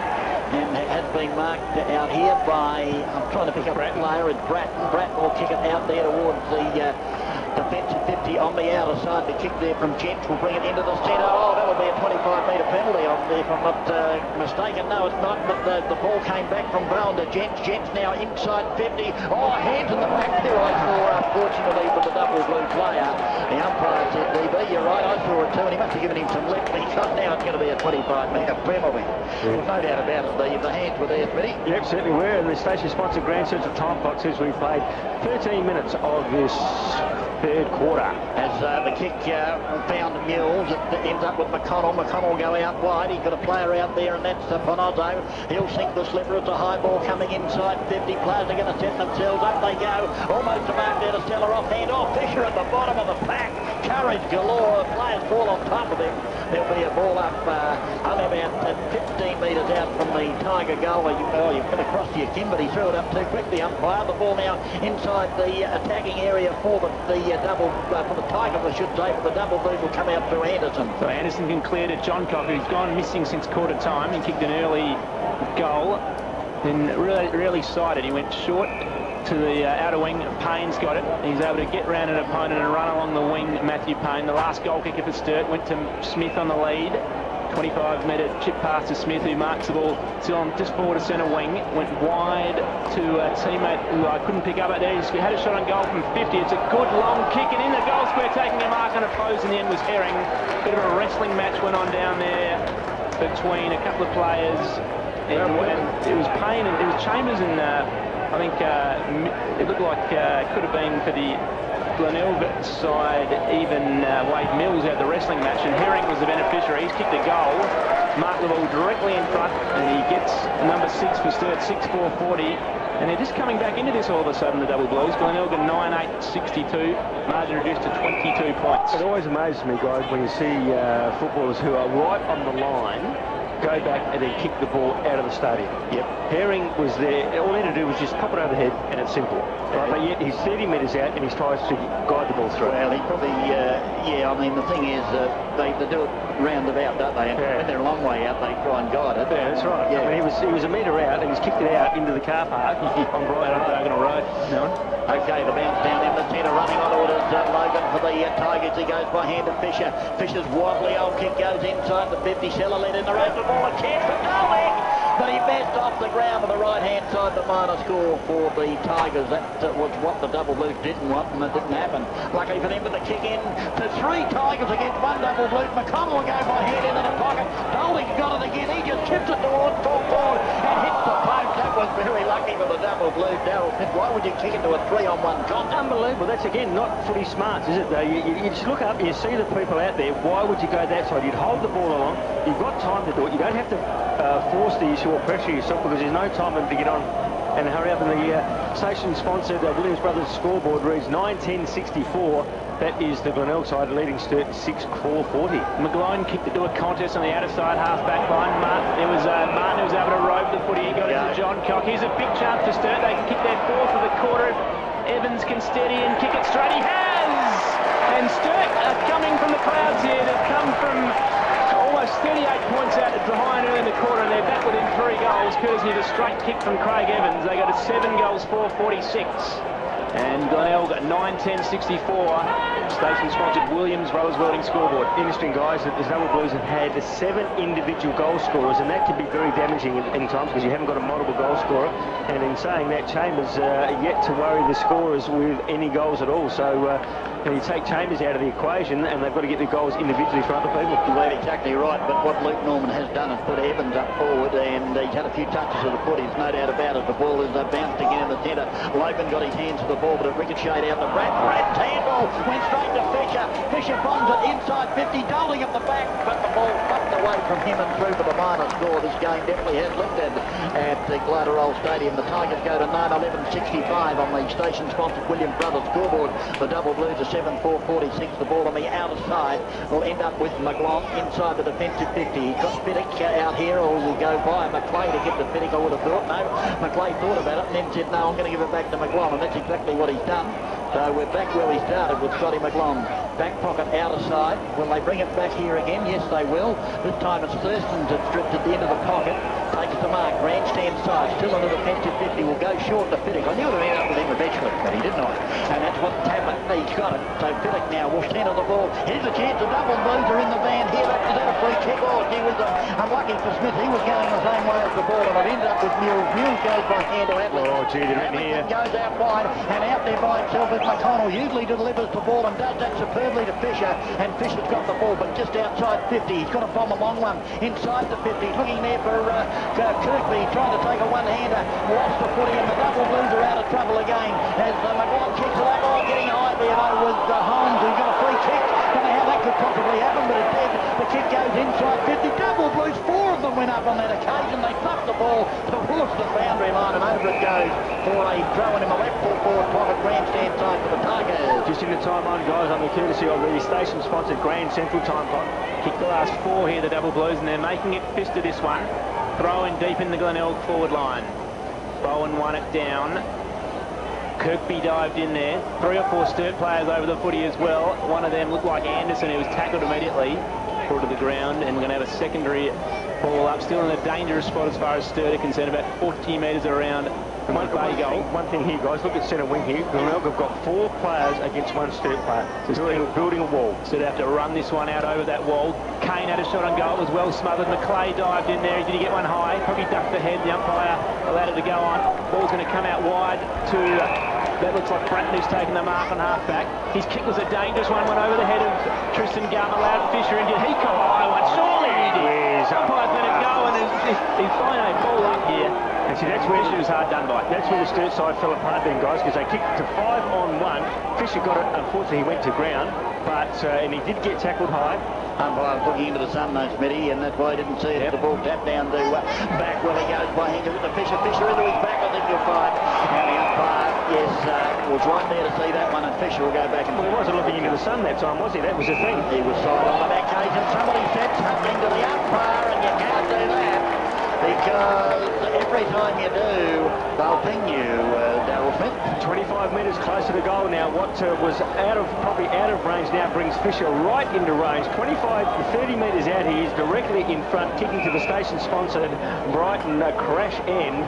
And Fisher just to steady the tide here. The double blues certainly are coming back. And Fisher, 35 metres out, the kick is on its way. He has kicked truly, and he has steadied the rain there for the Tigers. Fisher now has got his second goal, and the Tigers have got their 10th. They go to 10 goals, 11 to 71. They lead the double blues 7-4, 46. That is on the station-sponsored Williams Brothers Welding scoreboard. So steadier for the Bays. Will that be a costly 25 metres to Sturt? Time will tell. Fisher would have been outside kicking range. That's one thing we know. Instead, he was 35 out, directly in front. I heard the bang from the guys next door to us, so they weren't happy. It's the coaching box, the Sturt side. As the ball's back in the centre now. Kurtz to do battle with Cranston, who's shielding his eyes from the sun here at the Bay Oval. Up it goes. No one won it clearly. In fact, it's Seller in the ruck for the Glenelg side. Evans is in there. He's played a great quarter. Couldn't get it away. Pack of players dive in. Martin's on top of it for Sturt. And we're going to have a secondary ball up. We'll now see a pack emerge around this one for the double blues. They've kicked 4 goals to 3 in this quarter. Kicked a run of 4 in the middle of the quarter just to keep themselves alive. They're 25 points down though. Seller won that one down. Ball didn't come out there. Glenelg player took it and was immediately tackled. He's ping holding the ball, and that was pretty harsh. He didn't have a lot of opportunity there, the player, who could have been Ben Kane, so he'll have to give it up, much to his disgust, I'd imagine, and Bratton will take the free kick, so Sturt will go forward from the centre. Bratton kicks to centre half forward. A good kick for Herring coming out in the lead. Couldn't take the mark. Ground level is Anderson, who's tackled immediately, and he's been ball's been surely held to him. We're going to have a ball up. True centre half forward for the Sturt side. And a station sponsor, Sports Power interchange gauge. Crane off, and coming on for the double blues is Payne. Up goes the ball just outside the attacking 50 for the double blues at the moment. The ball at the bottom of the pack, and the umpire will ball it up once again. They're well into time on here on the station-sponsored Grand Central Time Clock as the umpire throws the ball up, tapped down by Teller out the back. Benny Hill got a touch of the fumble, but he's good enough to pick it up on the 3rd attempt and then bang it towards centre wing, but he's picked out about 3 double blues against one of his own teammates. But the double blues might cough it up. McLean's got the opportunity to go back with a handball. Does so now, and the double blues get out of trouble as the ball comes into Bratton in the centre square. And Bratton now thought about the handball being called to play on, and then goes inside 50 in front of Smith, and Smith will give Payne the mark. So the double blues the chance here in time on, jump time if we call it, the kick a sausage roll. I don't know what sort of a kick Smith is actually. I'm about to find out though, Smithy. Yeah, certainly is. He's actually going to go short, so he goes in short to the leading player there, and it's a great kick.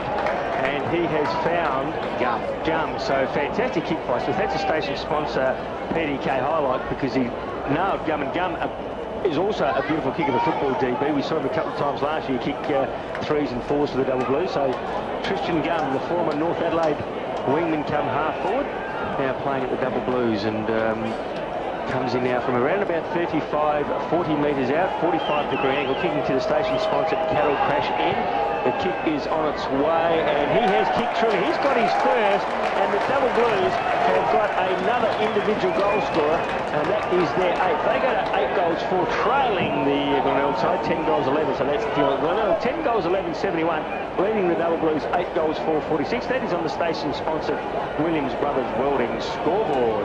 And Sturt are enjoying their best passage of the game at the moment. Yeah, they've kicked 5 in this quarter, and the Tigers have managed just 3.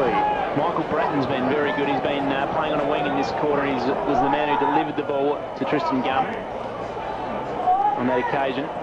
It's ball back in the centre. Kurtz and Seller. Seller won it down. In there was Sheedy, couldn't get one on it. Bratton again, he was tackled immediately by Seller. Held to him. We're going to have a secondary ball up. I think on that occasion it was Bratton via Smith who got it to Gum. Correction. There's the ball back in the umpire's hands. He throws this one aloft.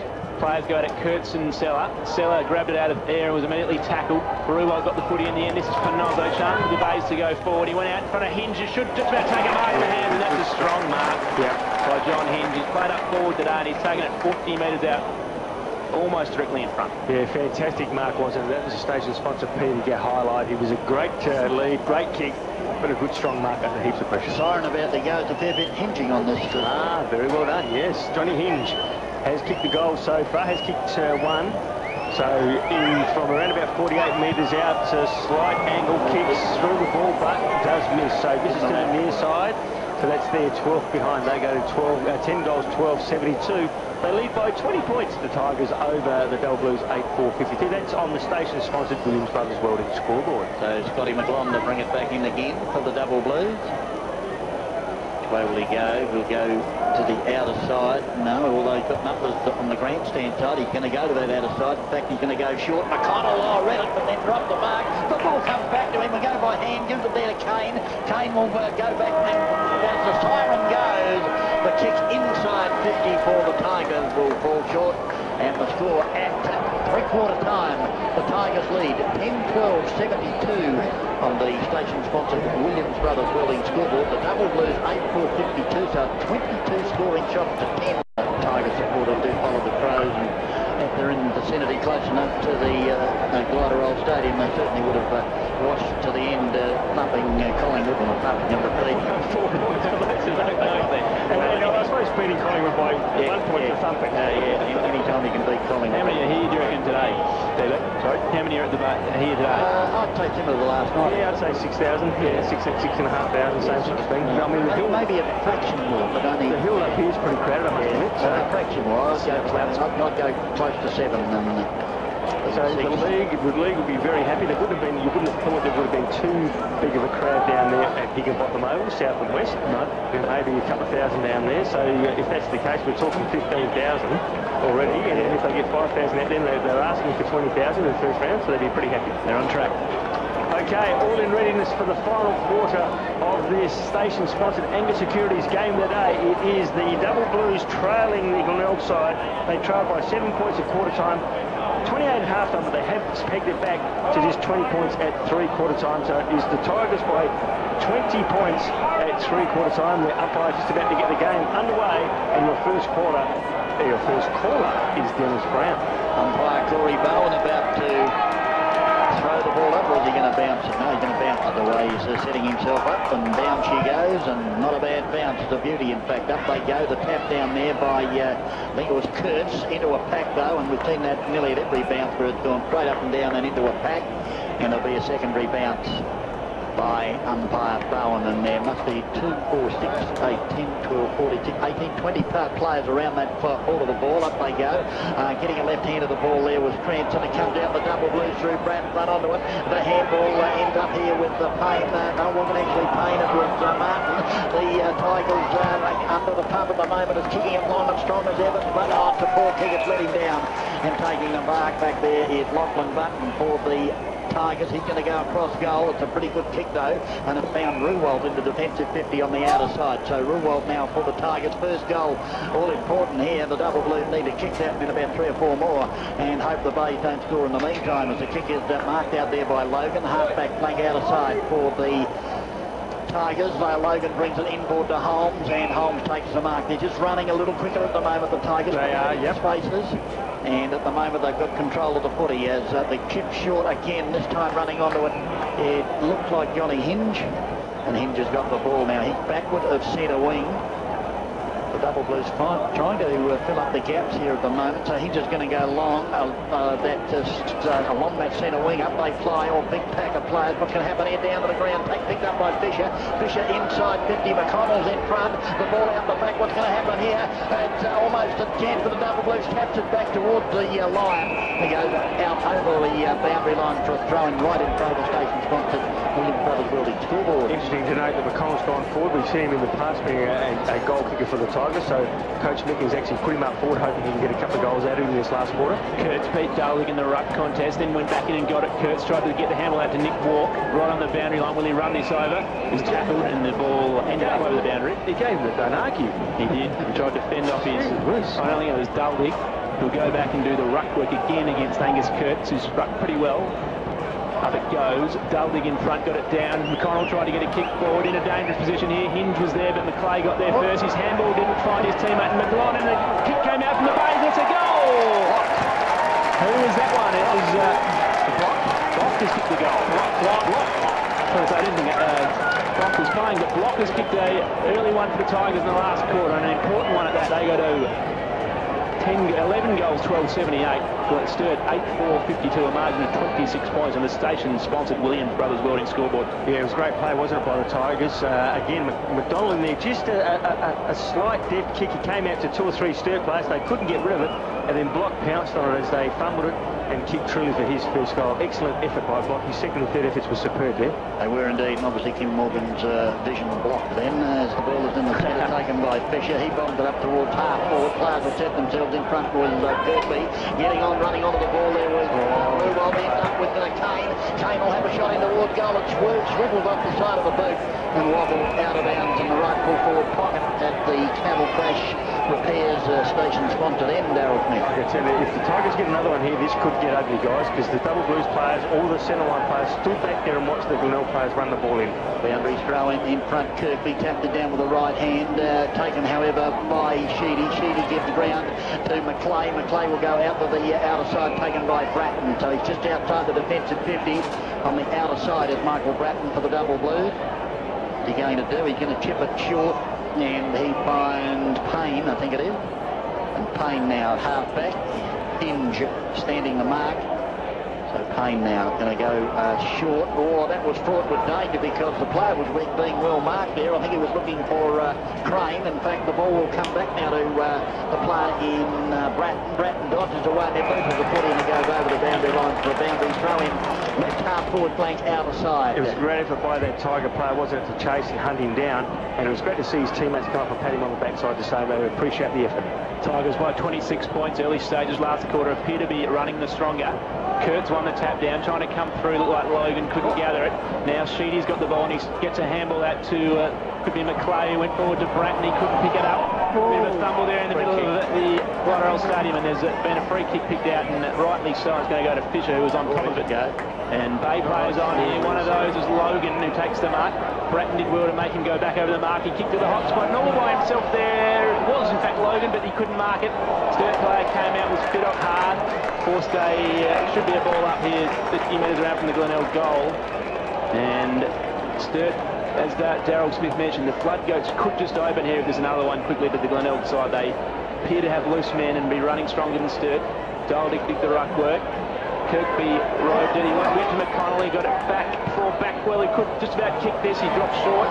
In the goal square for the Sturt side was McClay, went by a hand to Martin, under a bit of pressure, but he was able to find a teammate out here in Luke Crane, who's got the ball 55 out, and he should be able to clear for Sturt, and there's 25 metres. Just quickly, guys, through courtesy of our station sponsor, Sports Power, the interchange gates, of course. We've got Smith coming on, and coming off was Evans. So Crane will go short, and another 25 because umpire Allen said he didn't come back over the mark, but while he was doing that, Crane was playing on. So what does the player do, Smitty? He's got to wait till the umpire says that he can actually he can actually run off the ground and not even chase him. Yeah, ridiculous. It's the ball that's kicked and marked by John Cock. John Cock now can go short into the centre. Marked there by Gents. Gents now, who wasn't named in the side, will back bomb a long one. Tell you what, that was an almighty kick. He drilled it. He kicked that from the centre square, Darryl. He did, unbelievable kick.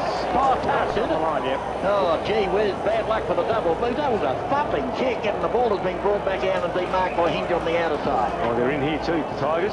So Johnny Hinge will go long along the wing. Logan can go and have a fly up the back of Fiddock. He couldn't take the mark. Fiddock laid the tackle at ground level. Logan gathered.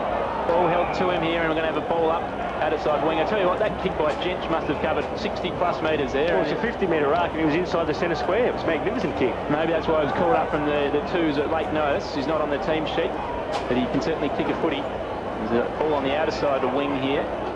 Maybe a ball up. Pack of players around it. Dumped forward by the Glenelg side. Sheedy was the one who rode it off the pack and went back to, looked like Rushmith, who was under pressure, got it back to Sheedy, who got a kick along the boundary side wing, went for Gum, who took the mark. So pretty good work there in tight by Jade Sheedy to get it to Tristan Gum. Not much presenting up the field. They go to Herring on her lead, and that was a good kick and a good lead by Ryan Herring. Where's Brant Chambers? He doesn't go in that direction. He went to Kurtz at centre half forward. He took the mark just. Gave Mayer a good look at it, but in the end, gee, that must have been touched off the boot of Kurtz, because Mark Smith took the mark, but it's called play on. Now there's a whistle and there's going to be a free kick paid to the Glenelg side. And looks like Button could even take the relieving free kick for the Bays. Yeah, there, the kick into the centre square and running with the same way as the footy was Luke Crane takes the mark, and he goes short and finds Bratton right on the 50. He's really got to go back and nail it, doesn't he? And Crane's coming off and coming on for the double blues through the station-sponsored sports bar interchange gates. Pain. It's pain. Pain for Crane. We're doing it all day. So Bratton now will kick from around about 52 metres out, kicking to the station-sponsored Brighton crash end. So Bratton, gee whiz, to say they need this goal is an understatement. So the double blues still trailing. In here comes Bratton now, kicks from around about 55. The kick is certainly on the way. It's certainly got the distance, but not the accuracy. Another point on the board to the double blues. They trail the Tigers 11 goals 13-79. That's the Tigers. They lead the double blues 8 goals 5-53. That's on the station sponsor William Brothers Welding scoreboard. And kudos to the other station sponsor, the Grand Central. We've played 10 minutes of this final quarter and just about glasses down, guys. Few tired-looking players out there. It's been a warm evening. Kick came back in short. I think that's the captain of the Bays, Ben Mules, who'll take it. On the outer side, went to half-back. Could be even blocked way out there in the half-back line. Mile from our commentary position. The kick went to the wing. Unable to mark it was Bratton. Ball came down in the end to Holmes. He got around a opponent and then kicked long along the wing. Hinge let out. Gathered the footy brilliantly and the handball was good to Kirkby. Kirkby will kick to half forward. The kick will lob in space. In fact, it's gone out of bounds on the full. So there'll be a relieving free kick here taken by Thurston's for the Sturt side. Pretty fair game by Toby Thurston. He had a fair bit of it to three-quarter time. And he's done a good job. He did a very good job early on Todd Grimer. Haven't seen much of Grimer at all today. There's an issue there, actually. Yeah, I think he was on Kirkby early, though, because Kirkby was giving him the runaround, if you remember, and then they must have made the switch anyway. The ball's out at centre wing, grandstand side with Anderson for the double blues. He'll go in short, but that's a poor kick from Anderson. Left his teammate down. Mule took the mark. I thought he played on. The umpire said you can go back and take your kick, and that's what he did. Kicks it out to Ruwald, who's into defensive 50, goes by hand, puts his teammate under pressure. He's good enough to get away from him, from his opponents, though, and then Benny Mills has got it at half-back on that outer side. He'll go by foot, looking there for Kirkby, the man in question. He's got a good pair of hands as Rory Kirkby, and takes the mark at centre wing on the outer side. So Kirkby now will bring it inboard to Holmes. And Holmes takes the mark. So Tommy Holmes with the footy, centre wing, outer side for the Tigers. He'll go short again, or put Fisher under the buckle. And just at the last minute, Smith connected Fisher. He fell to the ground. The umpire said everything was above board. So Fisher now just slowing the game down. Now he goes short back to Holmes. And Holmes has got it just a little bit further along that centre wing on the outer side. He's going to bring it inboard, looking for and finding Mills, who's run down from half-back. So good running there by Benny Mills. Let's play on. Well, the umpire said... It's got to be playing because he's actually ran over his line. Yeah, but I think the umpire said he was being pushed there by the double blue player. As Benny Mills kicks a long bomb towards full forward. Anything could happen here. The ball down the ground off hand. It's taken there by the Tiger. Comes to back. Well, the Mount. Oh, the Mount got through a hole that was big enough for a piece of cheese. Something missed. The left inside for the Miners. How did he get through there? Penny kicked out. It would have been all over Red Road, but the double blues will bring the ball back in. They've still got a faint sniff here, boys. They have to kick 5, though, wouldn't they? And that's going to be tough. Don't look to have a lot of run in the legs, the double blues. Plenty of time, though. A lot of time on the clock. Probably looks like we've paid about 10 minutes this last quarter. That's thanks to the station sponsor, Grand Central. Yeah, I think you've got to look at they've kicked 8 and 3 quarters, and they've got 10 minutes to kick 5. Yeah, I don't think it'll be done. But if they can kick the next one within 5, there's still a hope. Not running with much intent at the moment. Martin's got it. He got it from Walk off the short kick. He's still inside defensive 50. Now called to play on. He's going to transfer the footy across the ground. That's a good kick. He's opened up a bit of space. Although it's not a good kick because it's gone over the head of Smith and it's ended up with Dudley who'll run it over the boundary line. Thought the intent was good there. He had a couple of men free on the outer side under the scoreboard, Smithy, but he couldn't find the target. Yeah, that's right. The bad kicking is bad football. Evans coming back on through the station-sponsored Sports Power interchange gates. And the player coming off Gench. Okay, I'm going on the Daryl Smith scenario, but when the Bay's been up here peppering the goal, nothing's happening. The double blues might take it straight down and kick a goal. Yep. But anyway, anyway. It's McLong whose kick was smothered, and he had a loose man in Evans about 25-30 metres away. If he'd have got the ball to him, they were away, but a magnificent smother. I think we've got a sponsor for that. Yeah, station sponsor PDK Highlight. Absolutely fantastic smother there. By Adlington, and the umpire now going to throw it up centre wing. Grandstand side, up she goes. Again, Cranston, this time up against the big bloke in Kurtz. The ball back into a pack. And we'll have another ball up. There's another interchange. Smith coming off, and Gents going back. Not even that much of a rest, Gents. No, didn't he? Station sponsor Sports Power there. Exactly right. It was taken by Gents. He was grabbed high, I thought. The umpire said no. There'll be another ball up centre wing, grandstand side. It'll be a long time to see that Branch Holmes has to kick the goal. Yeah, my word. Good point, Smitty, as the ball is tossed up. Up they go. Again, the two ruckmen. Oh, there's a free kick to the Tigers. Adlington did it well. He moved it actually because the hand was over and he just fell to the ground. And the umpire said, yes, I'm with you, son, over the shoulder. So it's Adlington. He was the player that affected that magnificent smother a moment ago. Kicks up towards half-court off the ball into the hands of the Bay player there in Kane, and it slipped out over the boundary line for a throw-in. They were claiming actually out of bounds before. Right half-forward flank. That'll be Sturt supporters, obviously. The ball is tossed in, down the ground. Again, it looked like, who's that player? Block it is. Lucas Block. He was also, looked like he was grabbed high. The umpire's blown. The Westie going to ball it up again, about 60 metres from the goal on the grandstand side. Well, another interchange courtesy of our station sponsor, Sports Power. Matthew Smith is on, and Gench is off again. So Anderson was the one who picked the ball up from the ruck contest, and he was tackled pretty hard. There's a couple of bodies flying around. Rishbeath is going to get a free kick here. And it was against Brett Backwell. That was off the footy as well. Anderson had the footy back. Rishbeath went to ground, and he's going to get a free kick. Struggled to break into this side the last couple of years is Tommy Rishbeath. He's going to go very short. Barely 15. It wasn't 15. Evans is under the pump. Got it out to Martin. Martin, who's used to the footy's been questionable today, went by hand. This is Payne, who got it out to Walk. Walk went wide to Evans. Evans under pressure. He's got 3 men on him. That's got to be holding the ball. Great tackle by Mayer. It's called play on advantage, and Fisher can run to 50. Sizing it up, looking for options inboard. Went to McConnell. Good spoil by Walk. Ball came down to Block, who went by hand to Cranston. Still dangerous for Sturt. Fisher's got it at 50. This time he went to the top of the goal square. Duldig's there, but chipping in and dropping the mark was Thurston's. Now came out towards Kurt, but he couldn't pick up the ball. And surely this time Sturt got an opportunity to run it out. Martin's under pressure. They're making hard work of it here. Sturt. Anderson's now got it. He went by hand to Sheedy. What can he do? He's tackled. Fierce tackling by the Glenelg side. Eventually Thurston's trying to run it out. They've pushed the ball outside 50, but it's going to be turned over to Glenelg. Logan's going to kick that ball in long. McConnell's there. Good effort by Thurston. I think he wants to spoil. Now Martin's under pressure. Sturt under a ton of pressure back here. Rishbeath's been tackled. Is that holding the ball on fire? Yes, it is! Great pressure on the Glenelg side. And to be fair to Toby Thurston's team, he caught him dropping the mark. It wasn't him that actually dropped it. It was Bowen. Apologies to Toby. So, big Bowen, but gee whiz, what a lot of pressure that the Double Blues were under there from the Tigers. Their forwards were absolutely fantastic. Have a look, he's got the free kick. He won't miss. No, you did right, he won't. And that's, of course, is Logan. And he's around about 20 metres out, about a 50-degree angle, right in front of Snouts House, plays on, increases the angle, and what's he do? He bends it back and kicks a goal. The sealer has been kicked for the Double Blues, and Logan, Logan has got to his third. So now on the station sponsor, the Wiggins Brothers Welding scoreboard, they go to 12 goals, 14 in 86. They lead the Double Blues 8 goals, 5 for 53. He played it up for the Snouts Louse as well there, Smithy. He gave the big fist pump out to the outs, and they enjoyed that one. I love it, don't I? The Snouts Louse, have a look at them. There's a few there too, isn't it? It's good to see. Packed out there. Having a ball after every drink, of course, as the ball is now about to be tossed up in the centre. They certainly had some colour, the Snouts Louse, there's no doubt about that.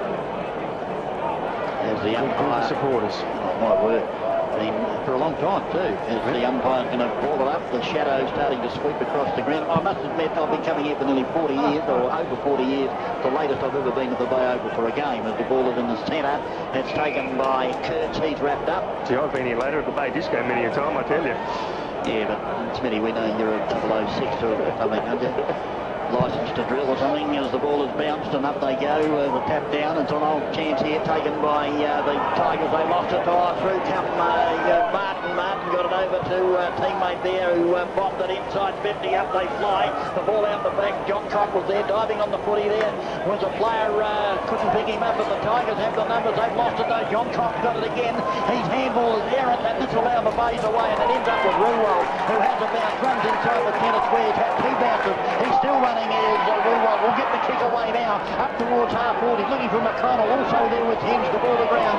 It's still on the deck, tackled by Fisher. It's almost forced the error, but it comes out here to Pittock. Pittock now off the left boot for the Double Blues. Almost a terrific pick up there by the player in pain, but it ends up back here with the Tigers who bomb it inside 50. The mark not paid to Thurston, but he got a handball away and ended up there with Walk. There, well, there's a ball going everywhere. Pittock gave it back there to Thurston's, and Thurston's out to McClay, and McClay will put it out to Sheedy just backward of centre wing on the outer side. Jade Sheedy will drive the Sturt side forward. A Herring, he couldn't quite glove it. And Button is allowed in there. Both players disputing the footy at ground level. Mules went in and laid a tackle on Herring. Right on the boundary side there, and we're going to have a ball up. Kimbo, you expect a player of Herring's experience to take that. That was a pretty easy take, and you know, that's a station sponsor, Smithfield Crash Bank. Seller on, and coming off with Fisher. Okay, that's courtesy of our station sponsor, Sports Power Interchange Gates. Bratton's gathered it out there on the outer side. Was immediately tackled. Sturt got a kick forward. Herring another chance here. Well done by Button. Forced it to ground. Tristan Gunn was out there. Also Smith, who was tackled as he picked up the footy, and that's gone out of bounds. Way down there in the forward pocket for the Sturt side on the outer side. And you've got to say now that it's probably out of their reach for Sturt. 31 points down. We're approaching time on. There's the ball thrown in. John Cock did the ruck work. He was beaten for on that occasion. Ended up, I think there could even be Payne, is it, who's kicked on goal. The ball's gone out of bounds on the full anyway. In front of Brant Chambers, who just has not been able to get into the game today. Out of bounds on the full too, guys. It is out of bounds on the full, and the free kick will be taken by Wade Mills, who could be the first player in a long, long time to keep Brant Chambers goalless. Kick goes short across the defensive line. Bayes now playing on, but there could be Ruwell. It went to Mills. He's put under pressure, and that allowed Herring in, and he'll kick a goal here, Ryan Herring. Just took the goal in the end. He took the mark. He intercepted the kick intended for Mills from Ruwell. And he's kicked a consolation goal for the Sturt side late in the game, and they were going to go to 9 goals, 660. Charlie Glenelg, 12 goals, 1385 on the station-sponsored Williams Brothers Welding scoreboard. Yeah, first multiple goal scorer for the Double Blues comes at the end of time on of the last quarter. You're not going to win too many games when that is the case, as John Cock is coming off, and Kurtz is coming on through the station-sponsored Sports Power Interchange Gates. And what's he doing, DB? What's he doing? He's going down in the forward line. And what did we say at half-time? Yeah, but the horse is bolted now. That's right. I was silly. We did that earlier. Sorry, the Tigers is bolted. As the ball is with Bratton. He got the handball. Big Bowen was there, but he lost the footy. Cranston emerges with it, gets it to McConnell. McConnell will go short, always finds the jumper, and has in Holmes. And Holmes now on the attacking side of the square will pump the Tigers into attack. Like Mills did make a mistake, but tell you what, he's had a pretty fair game, hasn't he, on the blue? Wade Mills against Brett Chambers, as you heard Tim Morgan say. Big Chamber hasn't kicked a sausage roll today, and that'll be the first time for a long, long time. It would be. As the ball inside the defensive 50 now for the Double Blues. The shadows really sweeping across the ground, almost to the outer side, in actual fact, as the ball is out there on that half-back flank. I'm trying to pick up the play that's got it. Might be out there. It's a long way away, but anyway, the Tigers have taken it, and Kirby had the opportunity, but off hands are taken here by Thurston. Thurston centres the ball back, and the Double Blues go away through McLaughlin, who dropped it there momentarily, and he's going to get caught. Is he? The ball at the bottom of the pack, holding the ball. In fact, it wasn't McLaughlin, it was Bratton, and the Tigers have got it now. Yeah, it was a great play by Holmes to strip the ball away from him. And the kick now from the Tigers goes inside the 50. Players are going to check themselves. Oh, here taken by Sellers. Sellers kickside. Amazing goal for a big fella. If there is doubt, it's no doubt anymore because he drilled it. And the Tigers go to 13-13. That's 91 on the station-sponsored Williams Brothers Welding scoreboard. They lead the Double Blues 9-6-60. Pretty handy goal for the big fella running to the pocket and bring it back check side off the right. Yeah, he read it very well, didn't he? Read it off the hands, and rather than try to hook it around with his left foot, he actually check sided with his right foot. A great goal, and that's a station sponsor PDK highlight. One of the goals of the day by the big man in Cellar. And you've got to like their forward setup. They've got some tools in the forward area, and it puts a Sturt defensive action under a lot of pressure. A touch of brilliance there by James Cellar, as the boys called. Ball back in the centre now, Bowen. Up up against Cranston. Neither man won it down. Going in was blocked, couldn't take it cleanly. Hinge was in there as well, laying a tackle. Sturt player dived on top of this one. It was Bratton. What's the umpire going to say here? It's going to let him off. Give it to me, boys, and Reed ball up. Up it goes again. Cranston won that one down. In there, diving on top of it was Murphy. Tried to feed a handball out to Cranston, who got the footy now and went in the direction of Hinge. He can gather this and kick forward here, John Hinge. Went inside 50, leading out was Grimer, who's back on the field. Leading fit up to the ball, now picking up on the boundary line, snapping at goal is Grimer. Sellers in with a chance here. Well done by McClay to force the ball to ground. 1-on-1 contest. McClay picks up under a ton of pressure to walk. Got it to Anderson, who's relieving coolly to Brodie Martin. Inside defensive 50, and he can go back and steady things for the Sturt side. Yeah, Martin goes, gives ground to Sheedy at centre-half back. Sheedy now go out to centre wing. The kick has got to be pinpoint, and falling over was Wishbeef, and this allowed the Tigers in. They've actually got a free kick through tripping, and that will be taken by Kirkby, who goes up into the pocket and marked by Seller, and Seller will go by hand. Here's a chance now for the Tigers. A kick around the body and across the face. In fact, he kicked into the snout loud. No, he's getting, he did, but he's getting another kick. Is he? That upended there back well as he kicked it. So the Mouse will have another shot as the double blue players arguing with the umpire, but that's, you know, we'll talk to the post. That doesn't matter, does it? I've never seen them change their mind. Very rarely. So Packwell's got the kick at goal from around about 30 metres out to 45-degree angle, kicking to the station-sponsored cattle crash end. I wonder if we'll ever have the fourth umpire in football. Maybe one day. There's been talk of it. Okay, Packwell comes in and he has this time drilled it. No, he hasn't. He's missed it to the far side, and that's gone through for a minor score. So the Tigers, the Glenelg Football Club, 13 goals, 14, 92. They lead by 32 points, the biggest lead of the day so far. And the Double Blues are stuck on a 9-6-60. Will we see the Battle of Hastings, 10-6-66? Well, we usually do. You are joking, and then I'm talking about fourth umpire. It's been mentioned in AFL circles. Surely you'd hope not in the SANFL. If that happened, that would be the end of it. Fair thinking. So Martin's time and they place. Martin kicked it himself, but the umpire's called it back. He's actually gone outside the centre circle as he kicked it. No. What he did, he actually didn't let go of the ball when he touched it on his boot. He actually had the space. Very technical. There's going to be a throw up on the goal line. Selleck tapped it to Kane, who couldn't get a boot to it. In the end, the Sturt side should now get it out of defence. Although under pressure again, Walks. Handball didn't go anywhere. He got it back, Walk. Now it came out wide. I think it could be Bratton, whose kick didn't go anywhere either. Marking it was Ruiwat, running inside to 40 metres was Ruiwat. Nick Ruiwat gets on the way and it's pushed wide for behind. And the Glenelg side got to 13 goals, 15-93, leading Sturt comfortably 9-6-60. And a comfortable lead at the moment. They've done it pretty well, as Norwood did last night at the base. Ball kicked out. Crane will get a free kick for hanging on. He goes short. Fine. I think that's Herring back there at I think it is, yeah. defensive 50. So Ryan Herring with the footy is the double blues. No, it's not. It's Sheedy. Sheedy will go to the outer side and find McClay. But Herring was the only multiple goal scorer for the double blues, which he is, but he didn't have the ball, of course. And now the short kick along that outside and missed his target. The Tigers have a chance again and trying to pick it up as Ruwald. Not Ruwald, it was Kirkby.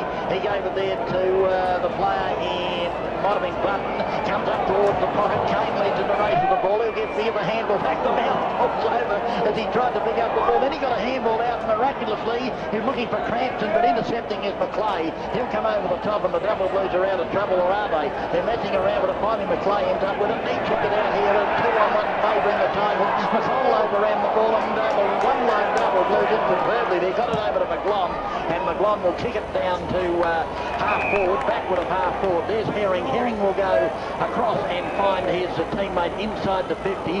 That player there was Kurtz. Back it goes to Herring. Herring's high handball. He's looking there for and finding Evans. Evans kick around the body. He's going to be touched off hands and still in the square. Kicked off the ground, and finally, is it a goal, Mel? It's a free kick to the Tigers. Kane almost had his first goal for the day. Unbelievable. They very rarely pay kicking off the ground or kicking in danger. The one time Chambers gets a goal, they pay kicking in danger. Unbelievable. So it's going to be the Tigers bringing the ball back into play. They're going to come to the grandstand side. Maya has a couple to beat, and the ball out the back is going to be a free kick going to the double blues. And it's against Seller, is it? And didn't see what the umpire indicated there, but it's going to be a free kick to Scotty McLaughlin. to Scotty McGlone.